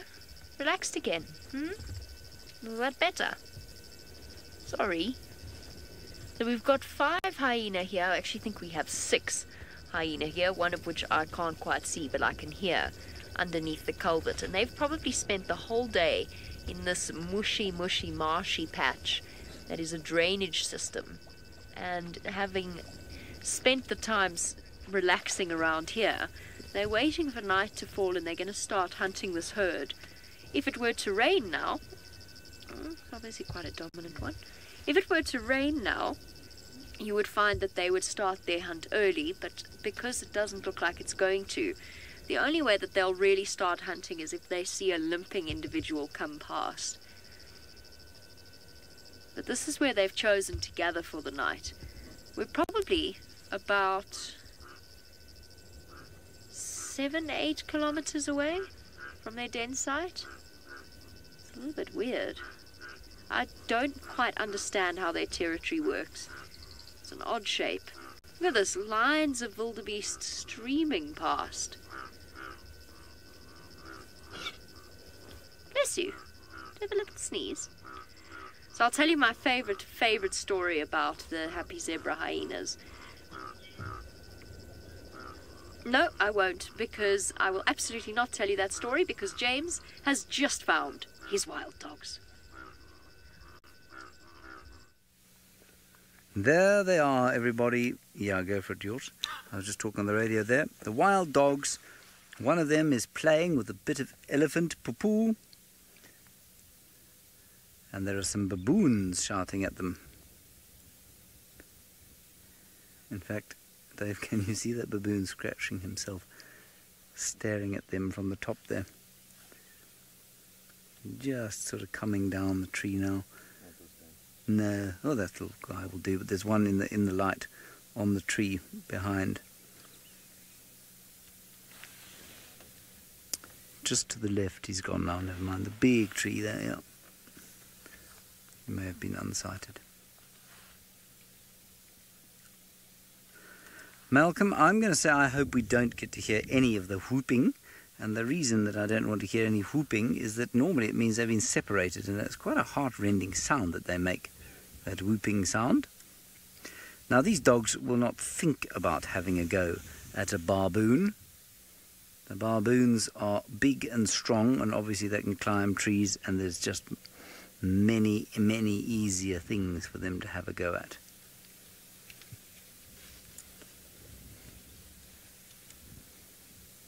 Very lucky we are now to have the dogs with us. Much excitement in my heart right now. Well, yes, Lindsay, Brent will be jealous, but that is, you know, that is Brent's trouble, not mine. He will be back here not too long from now, so he'll be able to take some pictures of wild dogs then.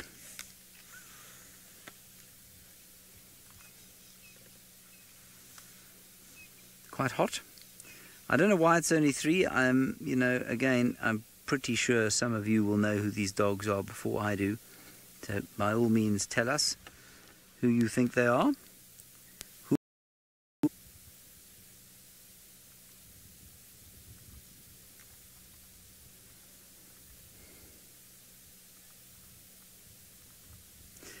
Rosalind, African wild dogs are quite specific in their tastes.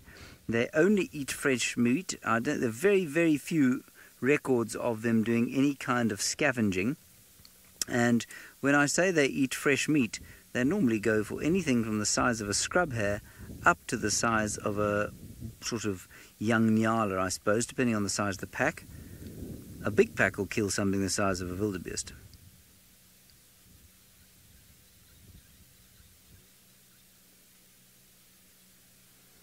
And these chaps, like I said, will probably start to get moving in about half an hour, I'm guessing. And then they will hunt, and then it will be, as Brent Leo Smith likes to put it, pandemonium.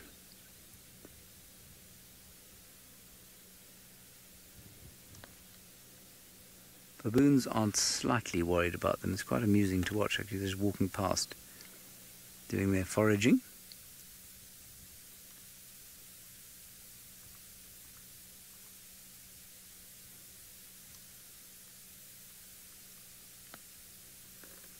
Otherwise, everything's silent as the evening kind of prepares.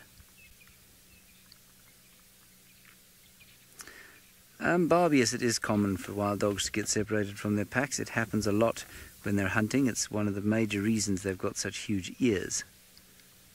It's so that they can hear each other calling when they get separated during a hunt. So yes, it's not unusual. It is a little bit heartrending to watch, though, I must say. To see one calling and calling desperately for his packmates.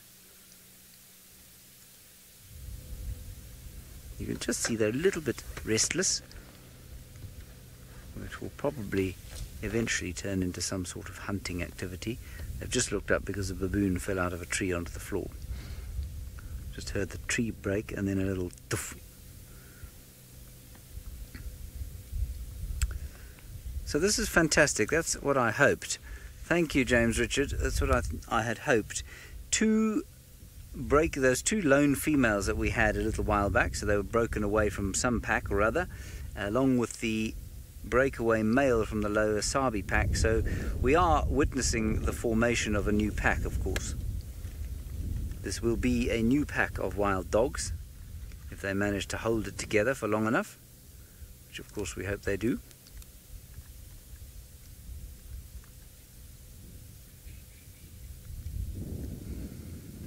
Quite a sky there, David, isn't it? Might even be worth looking at.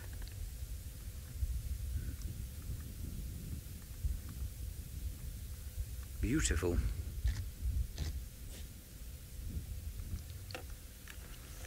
Looks almost post-apocalyptic. Yes, Debbie, there is a wild dog den not too far from the Djuma border, and it's inside the Manyeleti Game Reserve. This pack is so new, neither of these females gave birth this year. We found those two females the first time we saw them. I saw them anyway. I don't think anyone had seen them before that. They were trying to retrieve, or they'd come into an area where they'd killed an impala that Tingana had taken the remainder of and stuck in a tree. They arrived that evening and got upset with him. And then they killed a bushbuck not 3 days later on Chitwa, and they couldn't finish it, and Tingana ate that as well. Now there's just a little bit of bonding going on now. Bit of friendly. Bit of shall we go and think about getting dinner? New family that we are. Now this is quite interesting. Let's just watch a little bit of who's who here. Is that the two females? I think it is. See, the one to the right has got the tail up. Now it's the one on the left. And the one on the right is now begging from the one on the left. So I think in the little female hierarchy that we have here, that one closest to what must be the male under the tree is going to be the alpha female in this pack. I'm guessing. It'll be quite easy to tell because the one female is very brown with a stripy tail, and the other female has got a plain white tail She's now leading off on the hunt, so that's quite interesting. Apparently it's not always the alpha male that will lead the hunt. And in this case, of course, there is only one male, so he's luckily found himself in the alpha position by default. Well done him.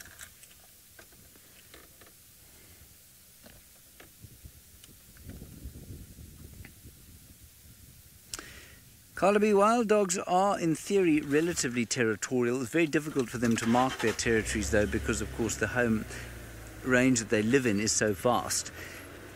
Strictly speaking, I suppose you might say they're not territorial because they're unable to mark it, and they do, you know, come into each other's home ranges, but they do mark. They do definitely defecate on boundaries, especially if they smell other wild dogs. Well, that was very convenient timing on our part. They're now moving and perhaps thinking about a hunt. And we've got what I call the beta up front and the alpha at the back. Yes, Kirsten, they're moving. That is what wild dogs do. Did you not know that? They move. It's a specific way of running. It's called moving.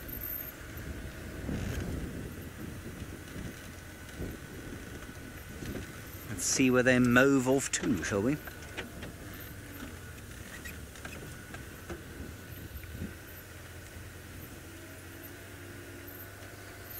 No, Betty, even look, she's begging from him now. Betty, this is big enough to hunt. I mean, like I said, the two of them killed an impala, the two of them killed a bushbuck, two females. I thought at one stage that there were two males with this pack, and that the one that was whooping and making a noise was part of them. You hear a few mongoose going in the background. She pushed the other female off this male when she got close.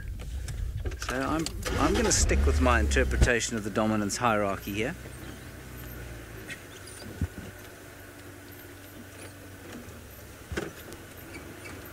It's such a lovely run with a stiff-legged gait.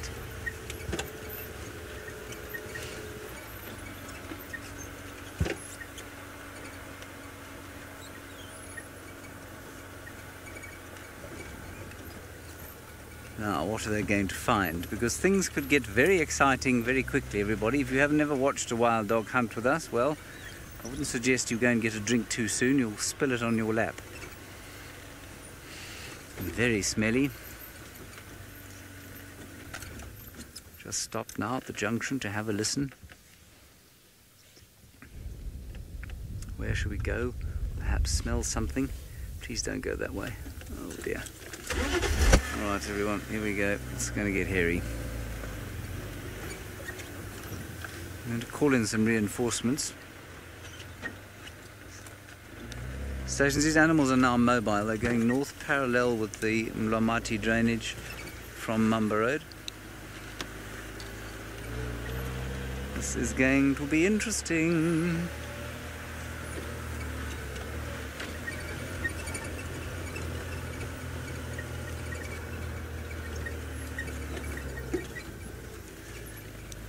Yeah, they are moving now quite quickly towards the north. So, yeah, if you're coming from Cheetah Cut lines, come maybe come Mamba, yeah, or Batalia if you can get onto Batalia. There.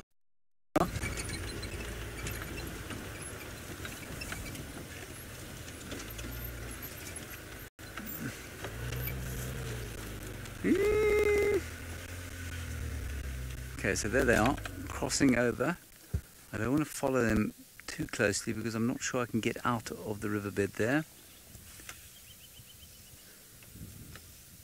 Alright, apparently we're losing signal, so let's go to Brent and the lions. We'll try and follow these dogs for as long as we can. Alright, we're going to have to move very short. Well, we heard some calling and saw some dust and heard some snorting canoes off to the southwest of us. So we went to have a look, and we've now got a third lioness who's heading towards the other two. There she is there. The other two are quite far. It seems to be similar to what happened yesterday, when three met up and then split up again.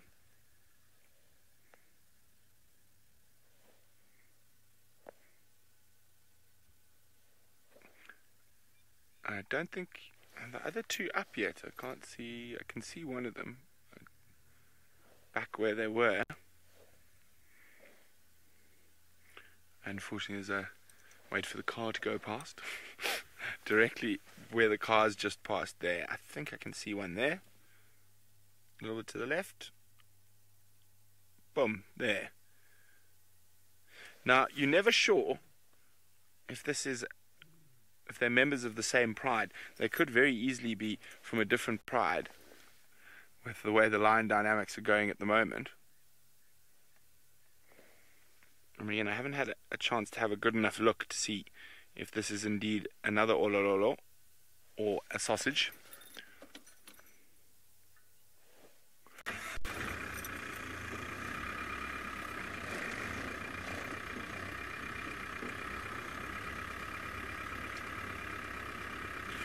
Hi Bob, females in a lion pride are almost always 100% related. Moms, aunts, sisters, nieces, but it's not impossible, but it is extremely rare for there to ever be an unrelated member in a lion pride.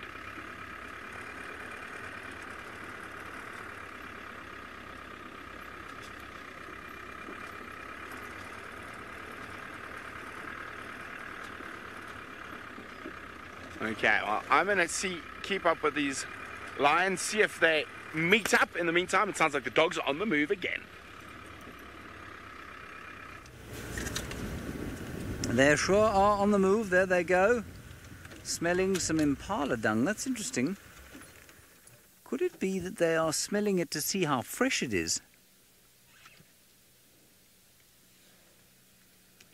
No, negative. Guaripan would be a very poor option. You want to try and come central now and down Vultures, down Nyala Road South. There's a new landowner in town trying to get here. The chances of him seeing these dogs before dark are very small. At least they're moving towards him. Rose, no number of wild dogs would dare try and take down a lion. The lions are too big, too fast, too strong, and no wild dog would take on lions. I mean, unless it was 12 or 13 of them against a very sick lion.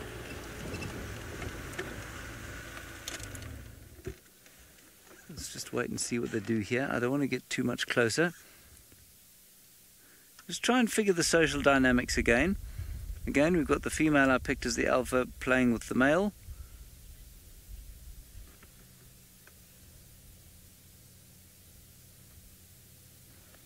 Did she say something there? By she, I mean Kirsten, of course.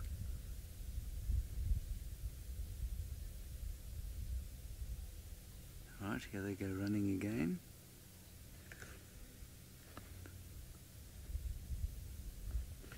Up the road, there's the male still behind, same order in front, what I call the beta in front, the alpha behind.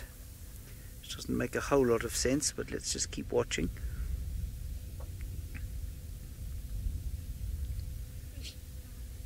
Male sneezing, bringing up the rear.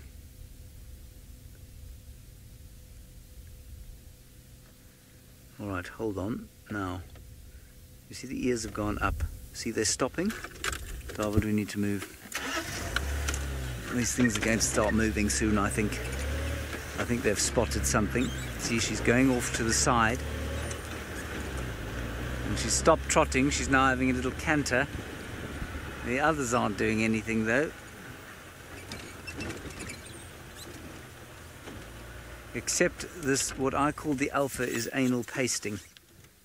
That's very interesting.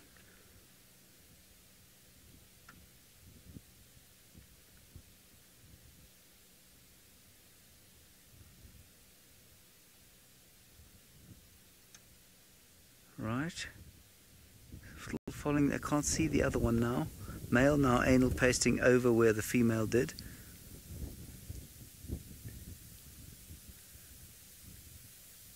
So they're not particularly serious about hunting. Now she's going off. We're heading into quite a nice clear area, so let's keep going. Well, we'll keep going regardless. Animals are now mobile in a northwesterly direction towards Pangolin Track. Let's see if we can't get around them.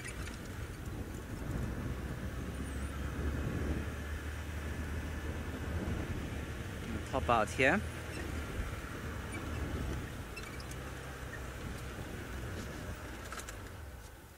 Here they are, here they come.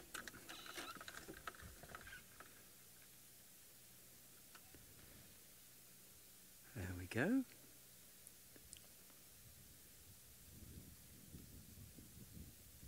The female in the front's got a limpy back leg.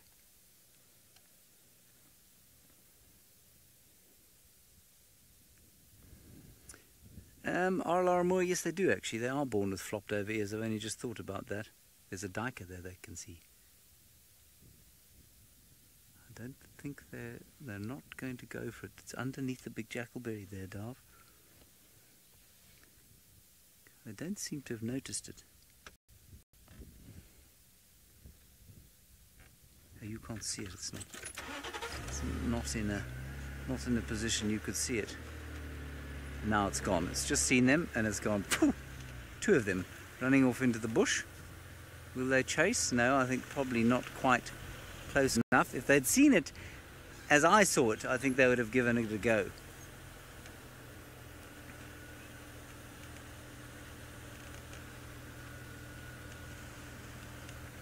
He's still thinking about it. Alright, now we've got what I call the alpha in front, the beta behind. Go.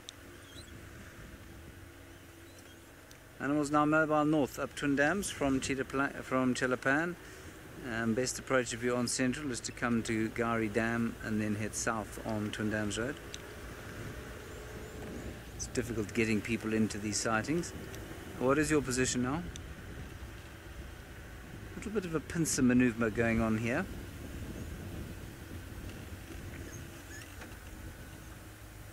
Ooh. Oh, there's definitely some action going on here. What have they just found? They've just found something. Something went running off, made a huge noise.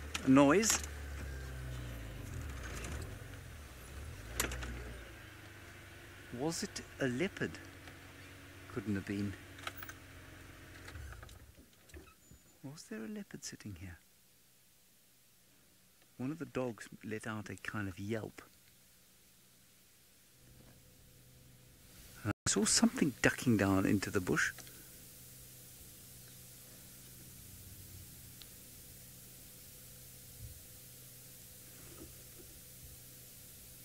Let's just wait and see what unfolds here.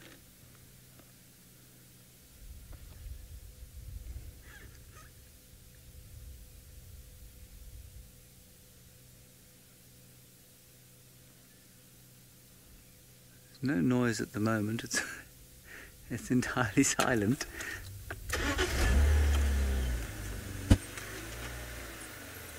Anyway, Kirsten just said we can hear that noise. I don't think there wasn't a significant noise. They saw something in here. Maybe just the brakes on the car, yes. Squeaky, squeaky. And apparently there are a huge herd of impala at the dam cam, which is exciting. So we're getting quite close up towards the dam now.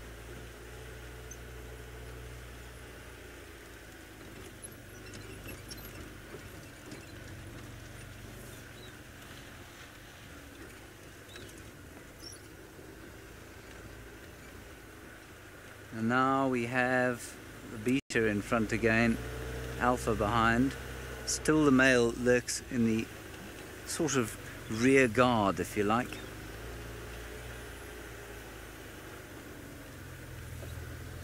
wonderful when they're on the road for this length of time, because normally they disappear into the block and we can't see them for ages.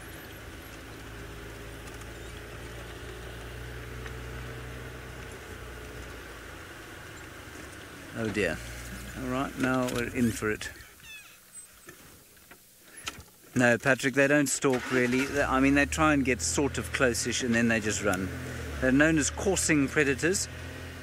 All right, there's a game path that runs through here that I'm reticent to try and get onto in the vehicle. I'm going to watch them. No, we're going to have to, you know. They're going to cross over here. All right, hold on, everybody. This is going to get rough. Oh dear. Okay, they've stopped. I can't see them.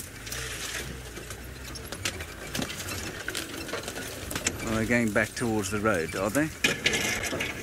Typical. Absolutely typical. All right, while we get through this, I think let's go back across to Brent Leo Smith, who will be jealous of my dogs, but very pleased, probably, with the male lion that he has at his disposal to show you now. So after we heard the female calling, we heard something else calling, and this is another male lion. I don't know. This, I think, could be the second of those two Ingarare boys. And you can see he's got a bit of a knot in his mane there. Beautiful male lion in his prime.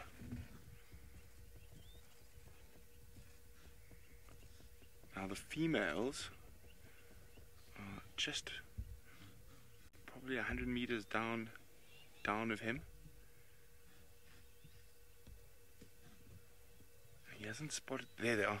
You see, okay, Arch, if you go back to the two trees, just to the left of the two trees, right in the distance, a little bit more to the left.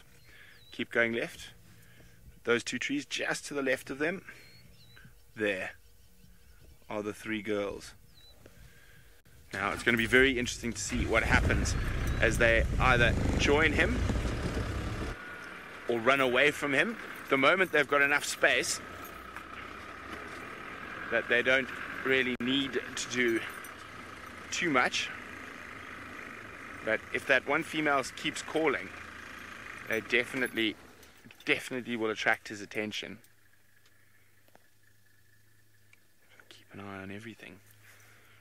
Oh dear, exciting times. Dogs rushing around in South Africa, and lions all about in the Mara.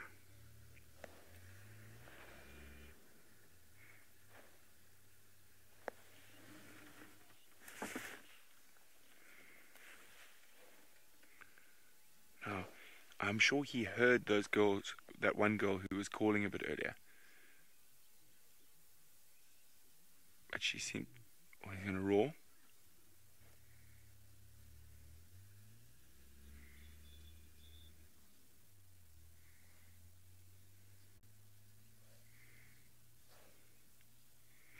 More contact calls than roars. Okay, let's catch up.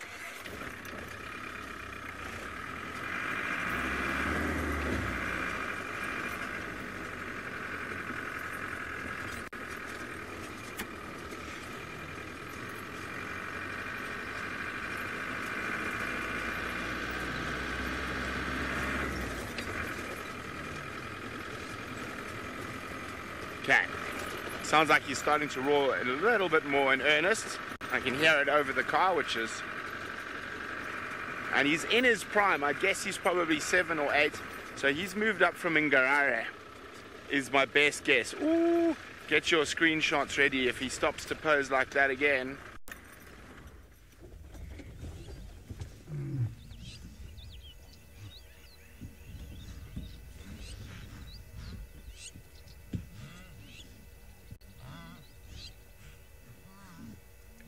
Listening for a response. Oh, hang on. He's got a wound on his face in a very similar spot to Kipuli. But I'm pretty sure, let's just double check the nose. I'm almost certain with that it's not Kipuli. Let's Zoom in on the nose quickly, Arch, just quick when he turns his head back towards us. No, not Kipuli. Certainly not Kipuli. Hey, big boy. Who are you? With your matted knot in your mane. And it's a highlighted knot. It's a blonde knot. He's been to the hairdresser. Isn't that cool? That wasn't directed at us in any way. That was trying to find where those girls are, or where that other male we saw this morning is. There we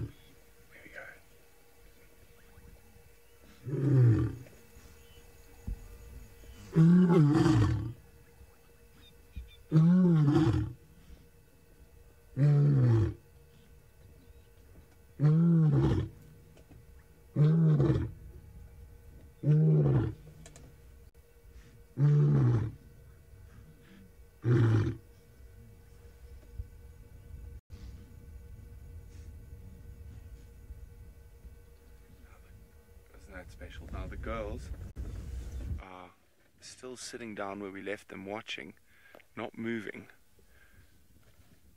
So here we go, you got them there, Arch. A little bit to the left. Oh, there's one, there's yeah. And there's three. And you can see the massive wildebeest behind them.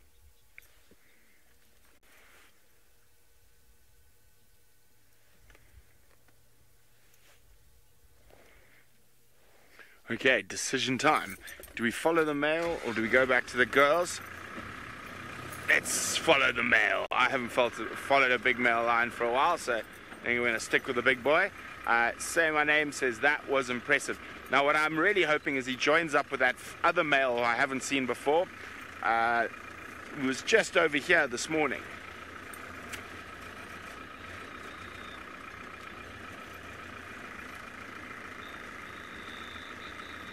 Okay, well, I'm going to keep up with this big male lion. Let's send you back to James and some wildy dogs. I think they've just killed a scrub hare. Here we go.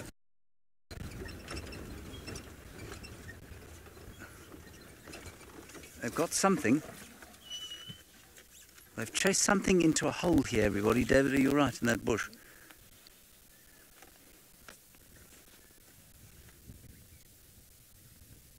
They suddenly charged in here. I'm sure something has taken refuge in a little tunnel.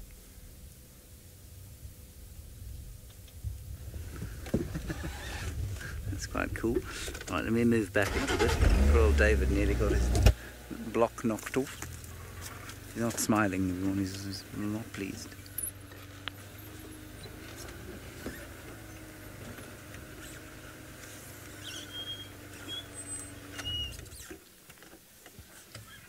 I think they'll probably give up and now head down into the drainage line or up onto the road. I'm just going to tell Johan.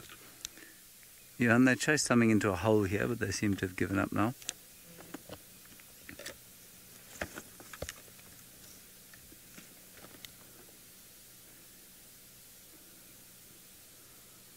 Now, do we go down into the river or up along the bank? Because I think that they're going to try and flush things all the way along the side of the bank. Let's wait here and see what they do.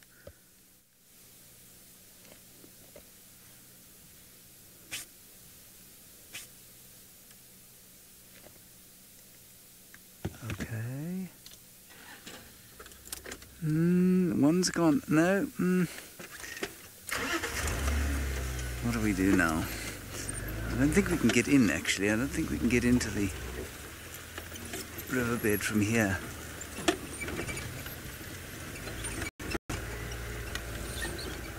See them moving up there. We could get in, but I think it's going to be too slow. Let's go back to the road. The reason I'm being sort of prevaricating about getting into the riverbed is because to get... Oh, there they are. Right, I'm going to wait here and see what they do. Let's go back to Jamie. Apparently she is at the hyena den, and let's see if she can get you another look at those precious cubs.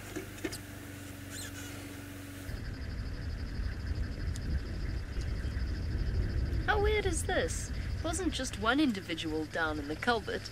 It was a whole group of happy zebra cubs. I think they've made a den here. Or chosen this as a den. They obviously didn't actually actively make that culvert out of bricks and pipes. That would be ridiculous. They're smart, but not that smart. But they've obviously chosen this spot as a den. Not with the littlest one, though, I don't think. Those of you who've been watching regularly will remember we went to the Happy Zebra Den site that we found not too far away from here, and there was a tiny black cub there too.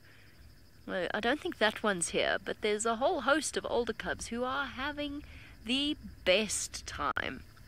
I was going to tell you my favorite story, and I suspect that one of these cubs is that particular cub. So Pike, the matriarch of Happy Zebra, her mother's name was Koi. So, you know, obviously you get the fish connection. But then Pike was given the theme as ancient weapons. So, obviously the name Pike, fish, weapons, is quite clever actually. But one of her newest cubs has been called Feminine Wiles, which I think is hilarious. There's all sorts of different names that her offspring have. Trebuchet, I don't know how you pronounce that. But then there's one called Feminine Wiles, and that is my favorite story about the Happy Zebra clan. It's hilarious. Ancient weapons indeed. There's very little display of Feminine Wiles happening here. We've actually had a whole number of males come through. But never mind, let's go join James. The excitement continues. Well, they're the impala. The dogs have now adopted their sort of hunting stance. They've dropped their shoulders, dropped their ears. I think maybe let's try an unscheduled broadcast, Kirsten. Let's see what happens. It might be a waste of time. We might be lucky.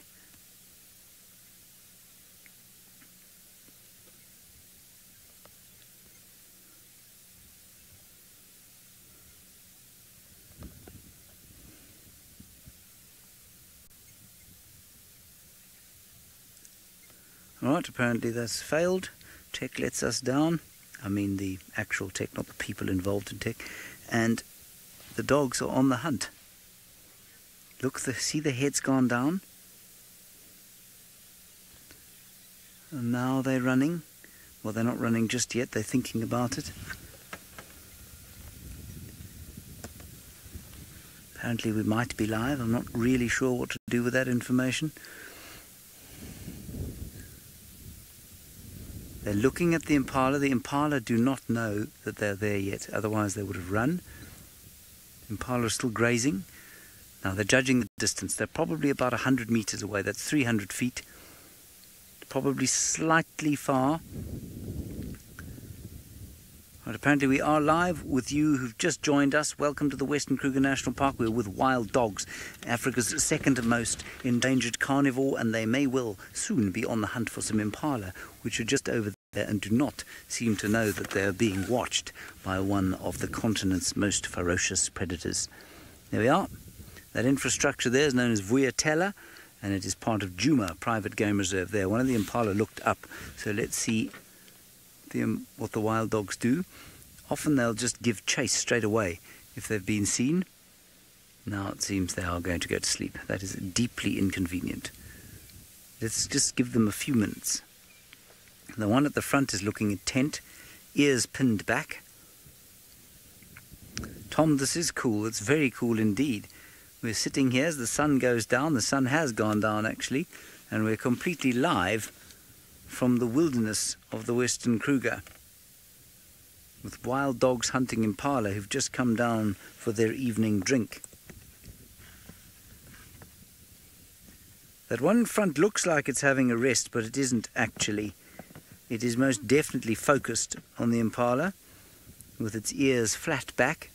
They're just slightly too far ahead for the wild dogs to have a run. They'd like to be probably another 50 meters or so, 150 feet in front of where they are now.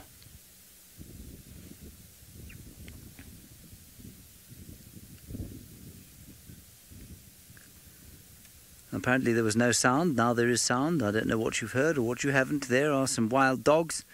They are hunting impala here in the Western Kruger National Park. We're at Djuma Private Game Reserve.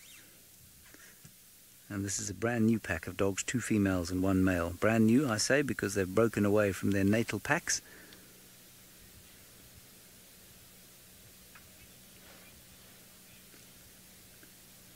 Pisces, they are relatively efficient killers, yes. They don't have as much success as we certainly used to think they did. But when they do make a very serious chase, they have about a 70% success rate. They do give up very quickly, though, if they feel like it's not going to work.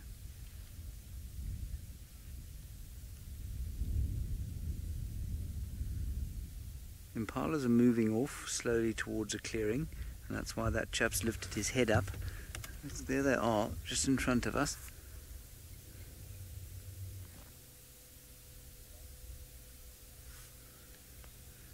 And like I say, for those of you who don't know, that is Vuyatela Camp at a Djuma Private Game Reserve. Okay, back to the doggies. They've got a good chance of getting up and hunting now. 2 of them looking now. Irene, these packs can get enormous. They can get up to 24 or so. And this one is a very new pack, as I said, and so it's only 3 of them. But you know, if they produce a litter next year, then, well, their numbers could easily go up by 12. Probably more likely by 6 or 7.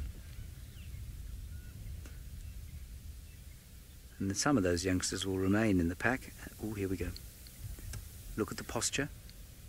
That is a very typical wild dog hunting posture. The impala have not seen them yet. He's only got to get a little bit closer. Now, interestingly, we've been watching them all afternoon. The females have led this up until right now, and now this male has taken the lead in the hunt. Look at the posture he's taken. Isn't that wonderful? You see that in documentaries, you read about it in books, but to be seeing it live is just fantastic. Now, all of them are doing it, all 3. Right, I'm going to warn you that if they run, well, we'll be able to watch them from here without moving too much, but we might have to move at quite a speed. Now he's decided he's too itchy. Get up and do something. Go on. Maybe he's decided that he's a bit smelly. Ooh, I think one of them's been seen. Carleen, the dog's prey are just over there. They are some impala. I have the feeling that those dogs have now been seen because the idiot started rolling in the ground for no good reason. The impala are very fast. One of them's going alarm calling. Normally they don't even bother to alarm call at dogs, they just run. This is turning into a slightly damp squib, but let's keep watching. I really thought we had a chance of seeing our full hunt here, and we're perfectly positioned so we wouldn't have to move the car.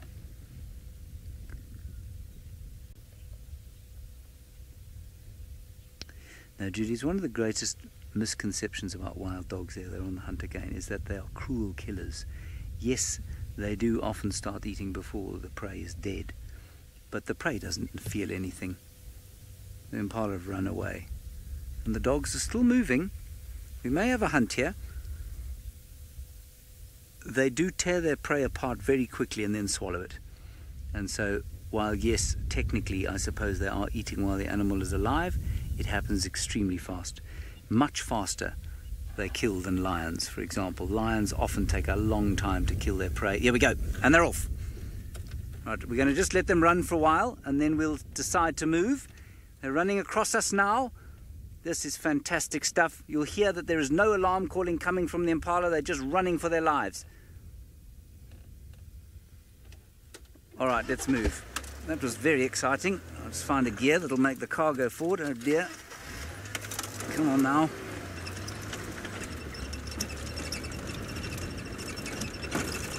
Oh, they've given up. All right, let's just calm this all down now. One of them's coming down to have a drink, I think. The others have given up ahead. They're all coming down this way now.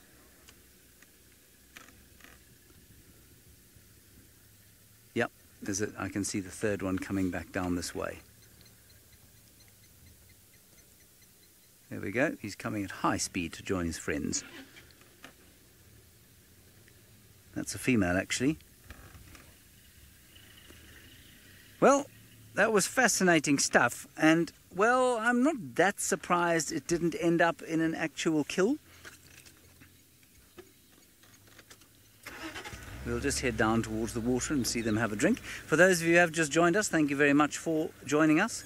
We will be live still for another 45 minutes or so from the Masai Mara in Kenya and here in South Africa. I don't know why I can't find a gear at the moment. And if you'd like to watch us, you just go to YouTube, type in SafariLive, and you shall find us. Until next time, bye-bye.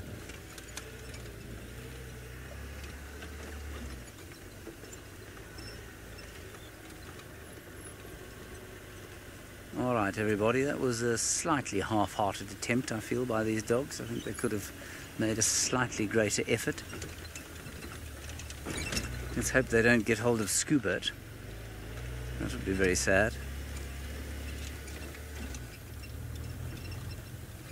I can see Scoobert's family, but I can't see Scoobert himself.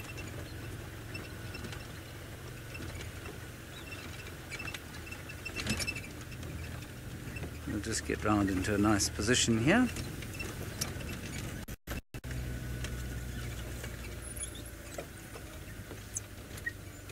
Is that all right, Dov?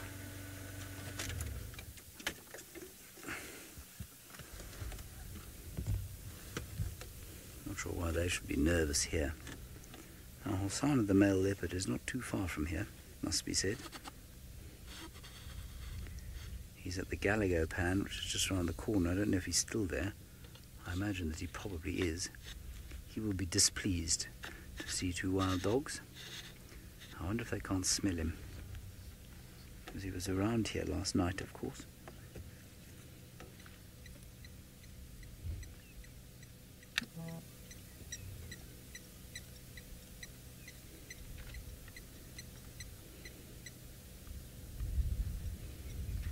Just hear the tinkling of the blacksmith lapwing. That's all the sound there is, and the wind, of course.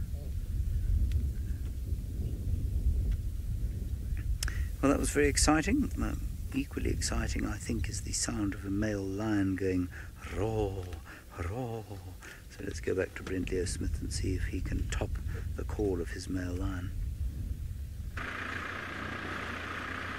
So we've made it back to the main Ngarare Road. And this male lion is marching south again. Not far from where we saw the other male, but he was a little bit further behind us. So he's been calling quite incessantly. Now, of course, if you were a wild dog, oh, it's getting a bit sticky there. Let me do this. If you were a wild dog, this is one creature you would definitely want to stay very far clear of. A big adult African male lion. Now, remember, this is coming to you 100% live from the Masai Mara in Kenya. And you might hear some other vehicles who are a little bit late to get home today.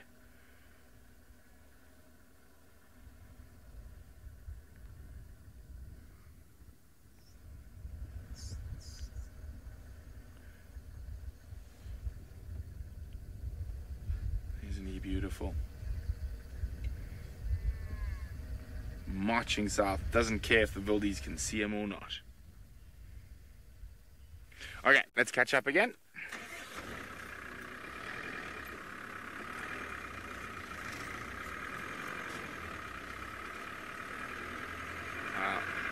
Looks like he's going to go scent mark. Now, this is proper traditional Kipuli territory. So the fact that they're roaring and scent marking means we might not see the likes of Kipuli and the little sausage boys back in this area again anytime soon. And wildies streaming past. But while we stick with him, let's send you back to Jamie and some playful hyenas.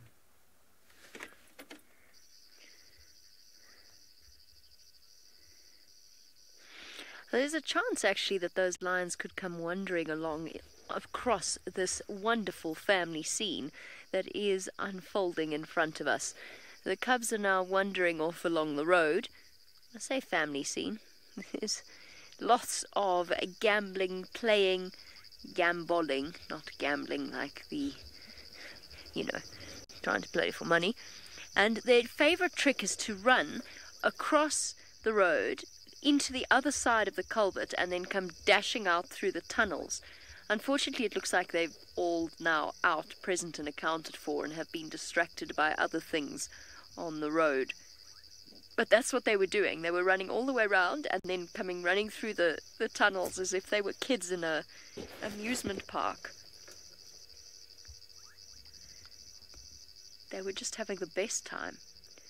I'm not sure if this is going to be a den they use or if it was a place where they killed a wildebeest and it just became convenient to settle here for the day, because these cubs are all quite big and they're almost old enough to be spending quite a bit of time with the adults and moving between a den site and kills.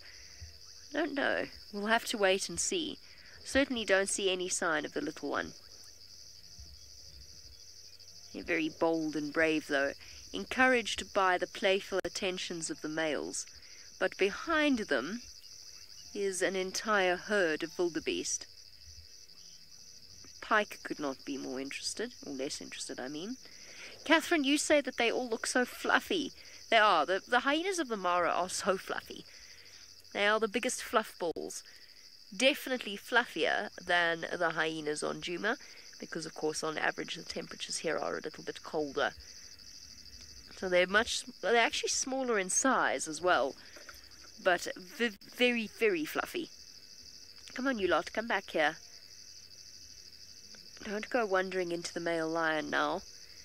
You'll be able to see the wildebeest streaming along in the background. Panic is starting to set in as it gets darker. Hyenas will take full advantage of that. Whee! Over the other side. Okay, now. We're going to come running back this way or not?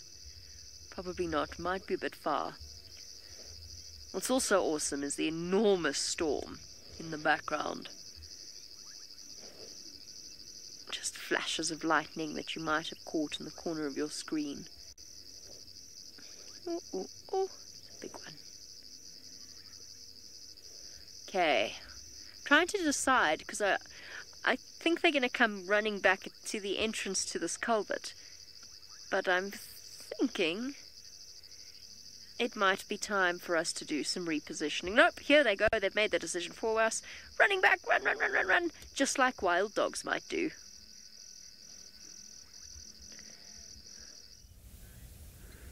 Righty, well, we're still here, waiting with bated breath to find out if the wild dogs get hold of Scoobert.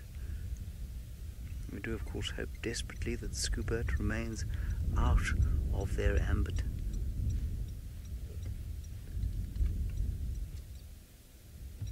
I don't know what they're doing. I think they must have eaten something large this morning, and so that hunt really was not very serious at all. Certainly not for one of them. One of them gave it a big go. In fact, interestingly, the female I've been calling the beta, she was the one who came back last. That was the one we're looking at now. Is it? No, it's not. That's the alpha.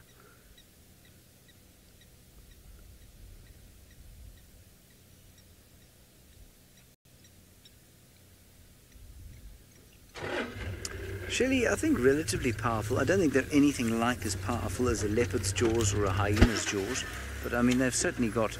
How are you? Good. I think they've certainly got a level of strength to them, probably not too dissimilar from a domestic dog's bite. You know, we know domestic dogs are obviously capable of pretty tremendous feats of biting power, but nothing like a leopard or a hyena, I wouldn't say. Let's pop down this way. Once it gets dark, we're just going to let them filter off into the bush and leave them be. And then maybe we'll pop back towards Hosana and see if we can get a view of him.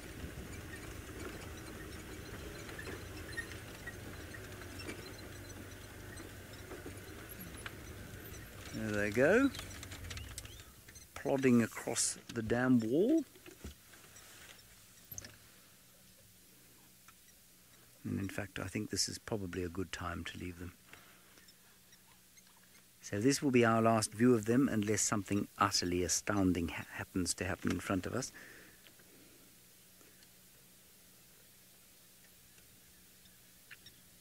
And all of you are very concerned about Scoobert. Well, clearly they have missed Scoobert.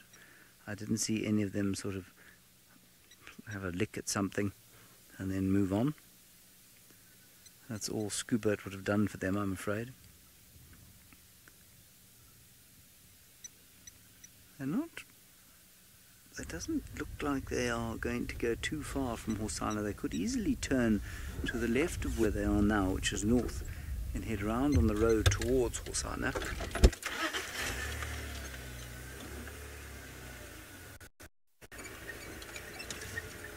Let's put some lights on so I can see where I'm going. I'm not going to try and find them again. If we do bump into them on the way out of here, then that's fine. But otherwise, we're going to call it quits. Which I'm sure all of you will appreciate. And to give them the best possible chance of catching something, and we have had a wonderful evening with them. Now they are still in front of us. We'll keep following them as long as we can. I'm not going to go off-road though.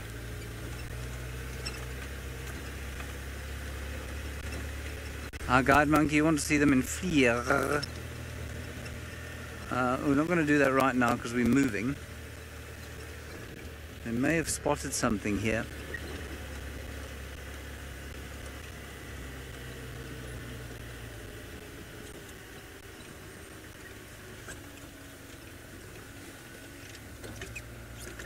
Alrighty, we're going to leave them now. And that's going to be it. Wonderful. Guys, we're going to leave these dogs now. 2 stations here.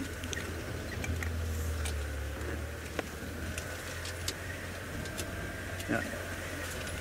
Everyone is leaving the dogs, and we're all going to see if we can pick up on Hosanna. Yeah, I'm going to give it a go. Oh, hang on a second. The dogs are right here now. They're about to run over us.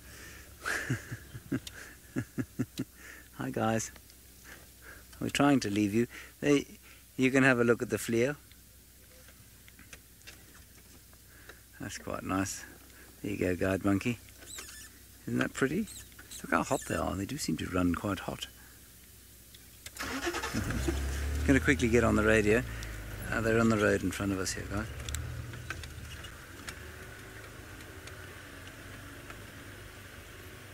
We're trying to give them the opportunity to go off hunting without us crashing around behind them, and they've just come and joined us on the road.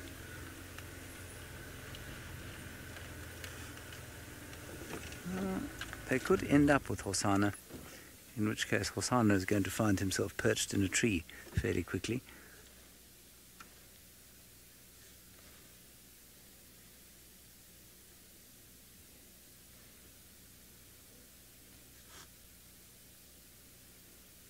Isn't that nice? It's a lovely picture of them disappearing. We have a slightly different lens on the Flier this afternoon. It's a wider lens. Alrighty, we can move on. Alrighty, I think we're going back to the Mara now. I think we're going back to Brent. I'm not really sure, but it'll be in about 10 seconds. That's going to be Jamie. In about 10 seconds. So we'll head around to Hosanna and hopefully catch up with you then. Oh, sorry, that was very ill-timed of me. I keep forgetting just how awkwardly I've positioned us in this site. I got to really keep my head down. I was just using my spotlight to try and check where all the cubs have gone. A lot of them have decided to come up close to the vehicle. They don't have the same level of curiosity as the North Clan cubs did. They're still chewing on something that's been keeping them occupied. I saw a bit of skin come out of the water earlier. Looked like wildebeest skin, but it was hard to tell at the stage of decomposition that it was at. Look at this little one at the back. He's not showing you the right side. One of them's been for a bit of a swim. in the muddy water. And back again. They're still playing through those tunnels, racing off around and back through. There you go. Can see what I meant. He's been in the mud, or it has been in the mud. Oh, I can hear hyenas now. That's North Clan I can hear.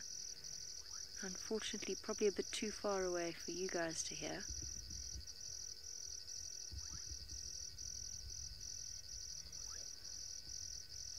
I wonder where Brent's male lion ended up. If it's still coming in this direction or not. Lots of bones around the entrance to this culvert. Plenty for growing cubs to chew on it. This is really nice. We haven't spent much time with Happy Zebra at all. Initially, when we first started following the hyenas properly, we didn't know where the Happy Zebra den was. Then we found it, or then the researchers found it, then it moved, then we found it. Then it looks like it might potentially have moved again. Oh, are you going to come back out? Manu and I have got a new game going. When we see one of them dash over the other side of the bridge, we try and work out which tunnel it's going to come out of. The left, the middle, or the right. There's the piece of skin.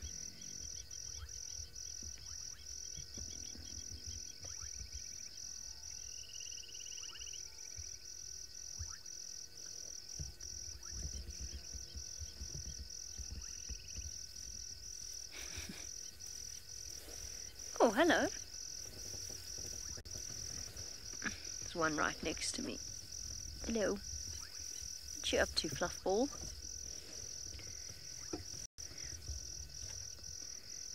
Look at the way the cubs are playing, and the way that the adults are playing. Oh, I've got some really cool news for you. Something that I had absolutely no idea about. I've just discovered now, while this cub comes up to say hello. So, that collared male that Brent saw... Hello. What you up to?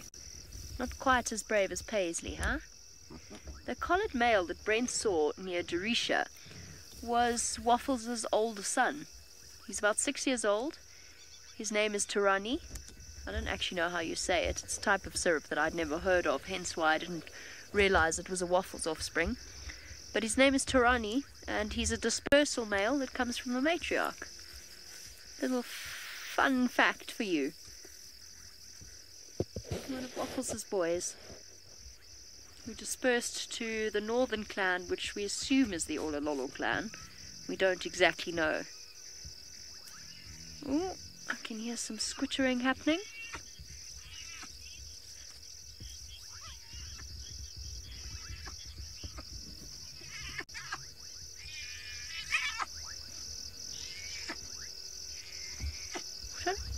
What is silly noise that adult's making?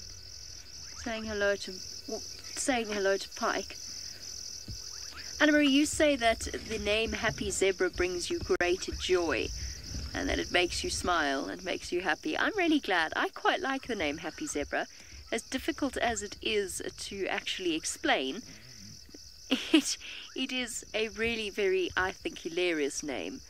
There's different explanations that I've been given for the Happy Zebra name. One is it's named after the grass that the territory of, or most of the territory of the Happy Zebra clan is based around, and it makes zebra happy. I've also heard a slightly more macabre version of that tale, and that is it's based on a picture taken of the clan when they were first beginning their research, with a zebra skull and a zebra head. Still had flesh on it, and one of the hyenas picked it up and it made it look like the zebra was smiling. Hence, Happy Zebra. You may choose which story you choose to follow. I like the name Happy Zebra. I'm not sure how reflective it is of zebra's responses to a clan of hyenas like this. Much smaller than North Clan. About 20 or so hyenas fewer. Less would be a better way of saying that. Okay, as everybody gathers round to worship Pike, the matriarch of Happy Zebra, Let's go back and find out how close Brent is to us, and if he thinks we might just meet up. Well, welcome back. He's right next to us here. So he's just come off the road. We're still with this big male lion. He's been scent marking. There he is. And he's definitely proclaimed that this is his territory. He has been roaring almost non-stop. And here comes a scent mark. And my advice to Kapuli and the two little sausage boys is stay away from this area. I don't think these boys are to be trifled with. And, oh, he's roaring again.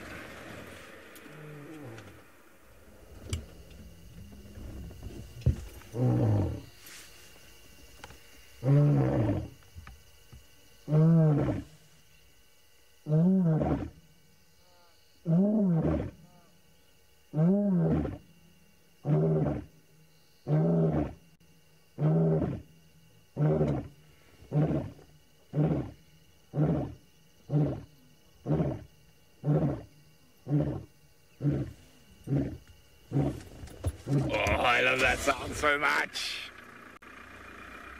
And he's been giving us a good show. And he's been roaring. Oh, he started again. Let's just catch up. As I say, he's been roaring almost constantly. Just giving good ums at the end there.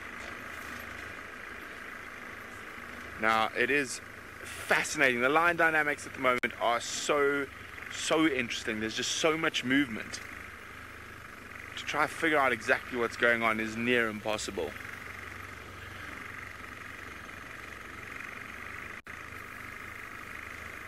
And there's another car you'll see coming down. Here's a ranger's post down this at the end of this road. There's actually two.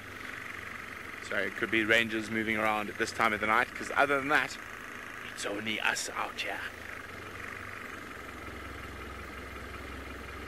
Now, normally I would have tried to get in front of him, but the sides of the road here are extremely muddy. And there's quite a bit of swampy areas, particularly off to the right.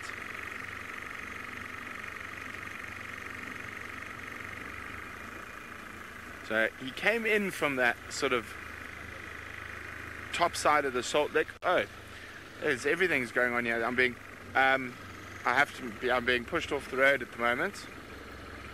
So I'm going to send you across to James and Hassana.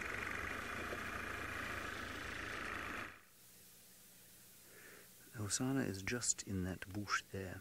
You can just see his little body staring into the same bushes he's been hunting through for the last, goodness knows, 5-6 days. He looks relatively well fed to me today, so I think maybe he's been feeding on little scrub hares and things. I don't think he's eaten nothing for the last 3 or 4 days.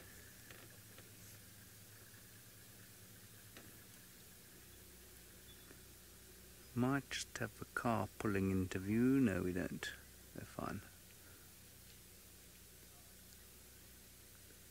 I don't want to go any closer than this. I think that he is trying to hunt. Having watched his hopeless attempt at the diker last night on the dam cam, I feel like he could use all the help he can get.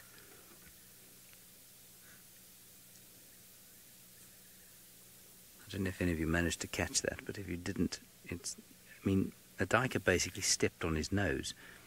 He chased it and managed to miss. I'm not saying I could have caught it, of course, but I'm surprised he didn't. See him still breathing very heavily from the heat and because his belly is not empty. So despite all the times we've seen him fail, he's obviously succeeding relatively frequently.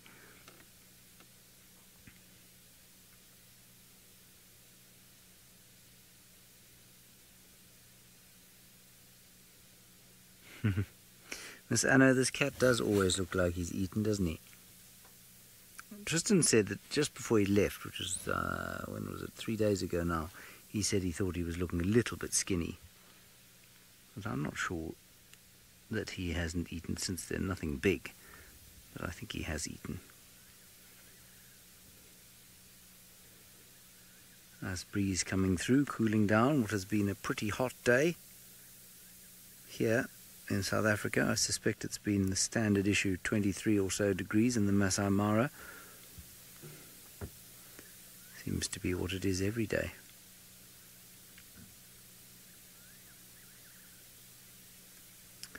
Right, well, Brent Leo Smith continues to add to his tally. This time it is another male lion that has joined the first male lion that Brent had that was shouting. Maybe they will both shout together. Well, he's found another male. Now, as I say, I think they're two, but this one doesn't look like the one I saw this morning. So there could even be 3 Ngarari males. But he's just found a friend. And they're very happy to see each other. That's not the same one, hey, Arch? From this morning. Maybe it is. Maybe it is. We couldn't get a good... Oh, sorry, my hat's in the way. Couldn't get a good look of him this morning. He didn't really pop his head up much. Oh, these are proper male lions, these. See all those battle scars all over them. Both looking a little bit peckish. Oh, so happy to see each other.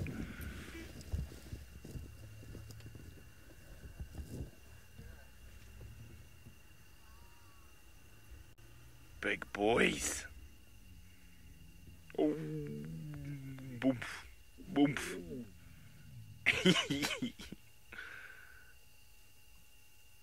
I would say there are definitely 2 new kings in this part of the Mara.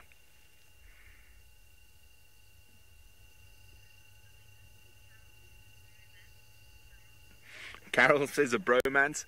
Well, for successful male lion coalitions, Carol, you need a strong bromance. Or we might get, I'm just going to move, I think once they finish scent marking, we might get a double roar. So, sorry, Archie just turned off the presenter light because sometimes, especially here where it's wet, and I'm a bit worried about getting stuck. Where'd they go? Sure, they moved quickly. And I'm a bit worried about getting stuck. There's some very big swamps in this area. Let me just try. Hopefully they're going to give us a double roar shortly. Okay, there we go. You got them, Arch? So Arch is going to go into infrared next to me. Oof, they're on a mission now. And I'm hoping for a double roar.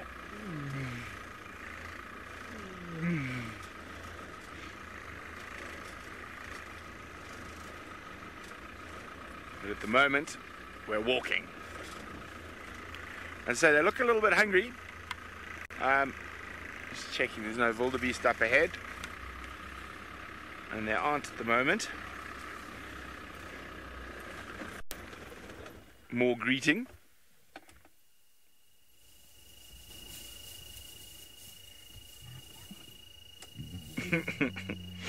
Oh, this is awesome.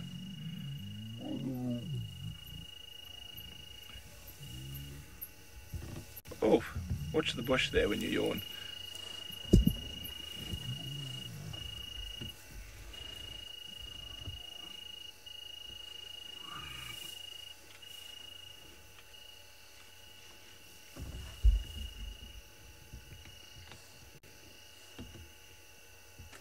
It's so beautifully quiet at this time of the night in the Mara. So the one with the scar just below his eye is the one we've been following this afternoon, and having a look at the other one, he might be the one we saw this morning. I said to Archie, he looked like he had a bit of a receding hairline this morning, and we couldn't see anything else really. Well, they are very happy to see each other again, that's for sure.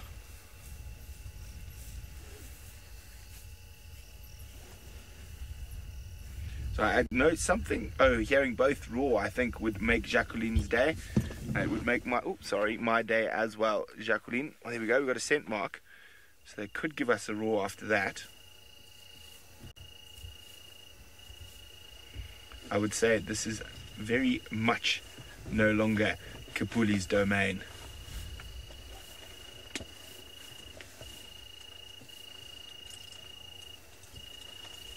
Wow, look at them. Beautiful big boys.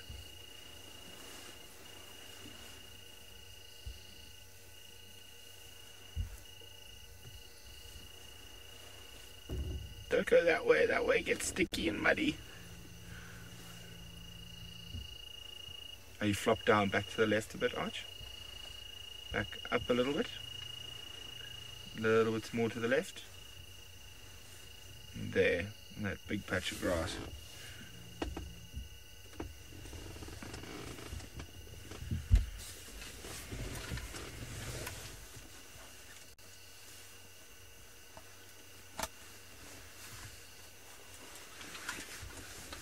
Come on, give us a roar.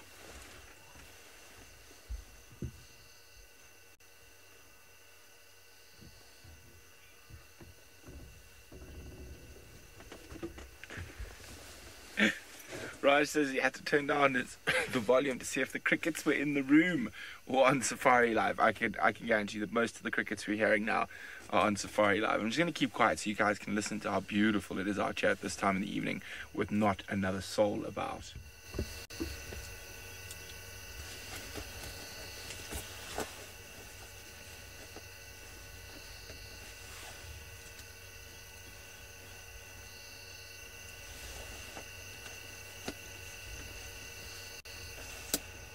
You might just be able to hear the gnu's in the background. Stunning,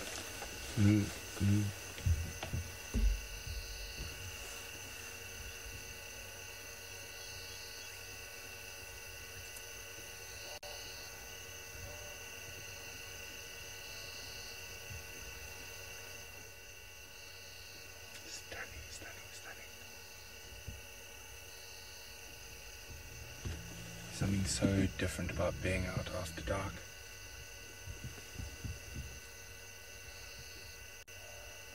His old blondie locks, that one blonde dread.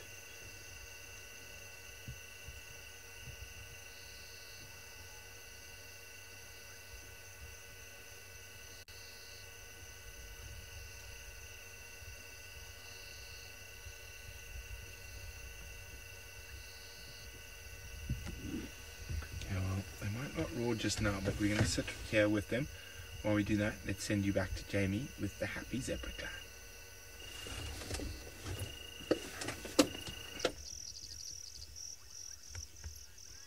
The sounds of this evening are utterly spectacular, but the hyenas have been keeping us well and truly entertained. The problem is I have absolutely no idea who's who, so I'm really just enjoying sitting with hyenas and not having to desperately stare at spots to try and figure out what's going on.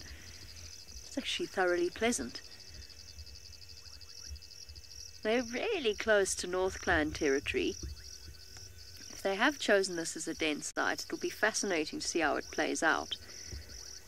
The cubs are still running around. Various individuals are grabbing at the leftover bits of skin.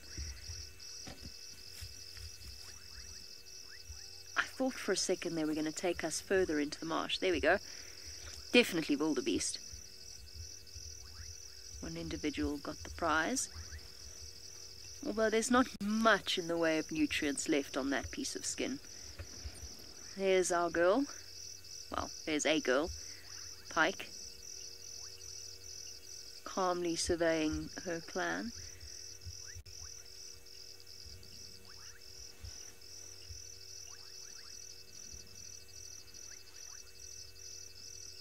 Much sharper ears than Waffles.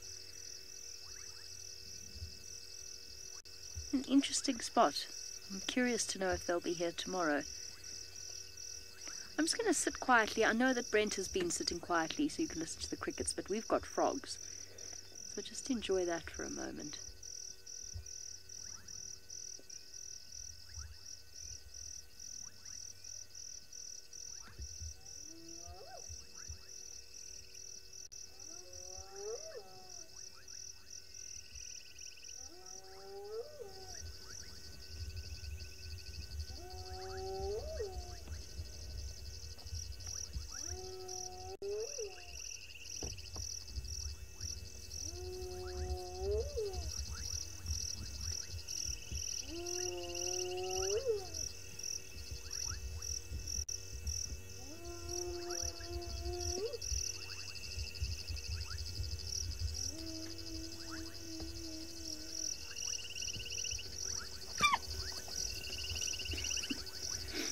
That was an odd whoop. Followed by the disciplining of another hyena. They just keep coming in along the road from every direction. There are so many of them. There must be at least 15 wandering about. They always look a little bit creepy with the infrared reflection off their eyes. Doesn't hurt them in any way, just by the way. So we're not shining any lights on them. It's just the reflection. Rosemary, you say that this is so great. It is. As Brent says, everything changes at night. It becomes an entirely different place. And the frogs calling in this marshy section. Hyenas all over the show. Lions roaring. Spectacular, really. Look at them all. Family gathering. And of course, essentially, apart from being a place to rear cubs, that is what a den site is for spotted hyenas. It's a place where it's a social hub. A place where they come to check in, reacquaint themselves with various females, play with the cubs, ingratiate themselves if they are low rankers, remind others of their place in the hierarchy if they're high rankers. It's all important when they've got that many clan members to keep track of.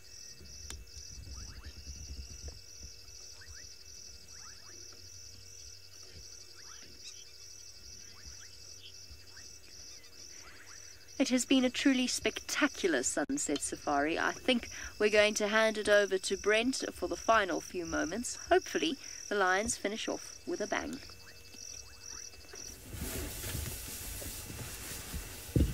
Well, the boys are on the move again. They've just got up this very second.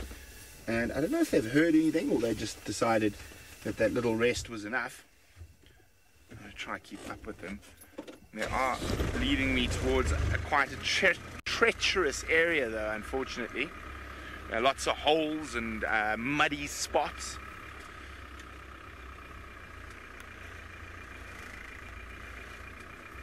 And we're still hoping that they are going to roar for us before we say goodnight.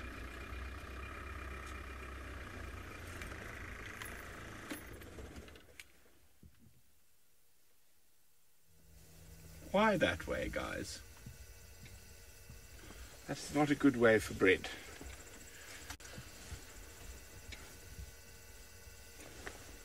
Yeah, let's try and get a bit closer again.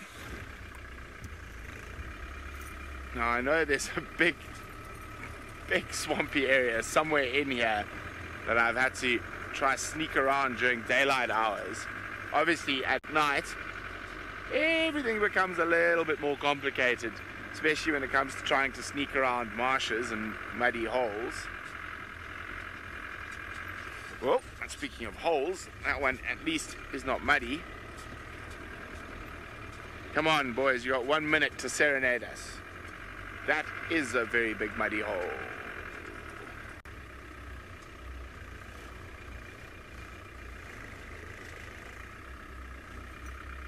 Oh, treacherous times. Oh, that's a very deep, big muddy hole. Oh no, we're running out of time. Let's just look at the lines then. There we go.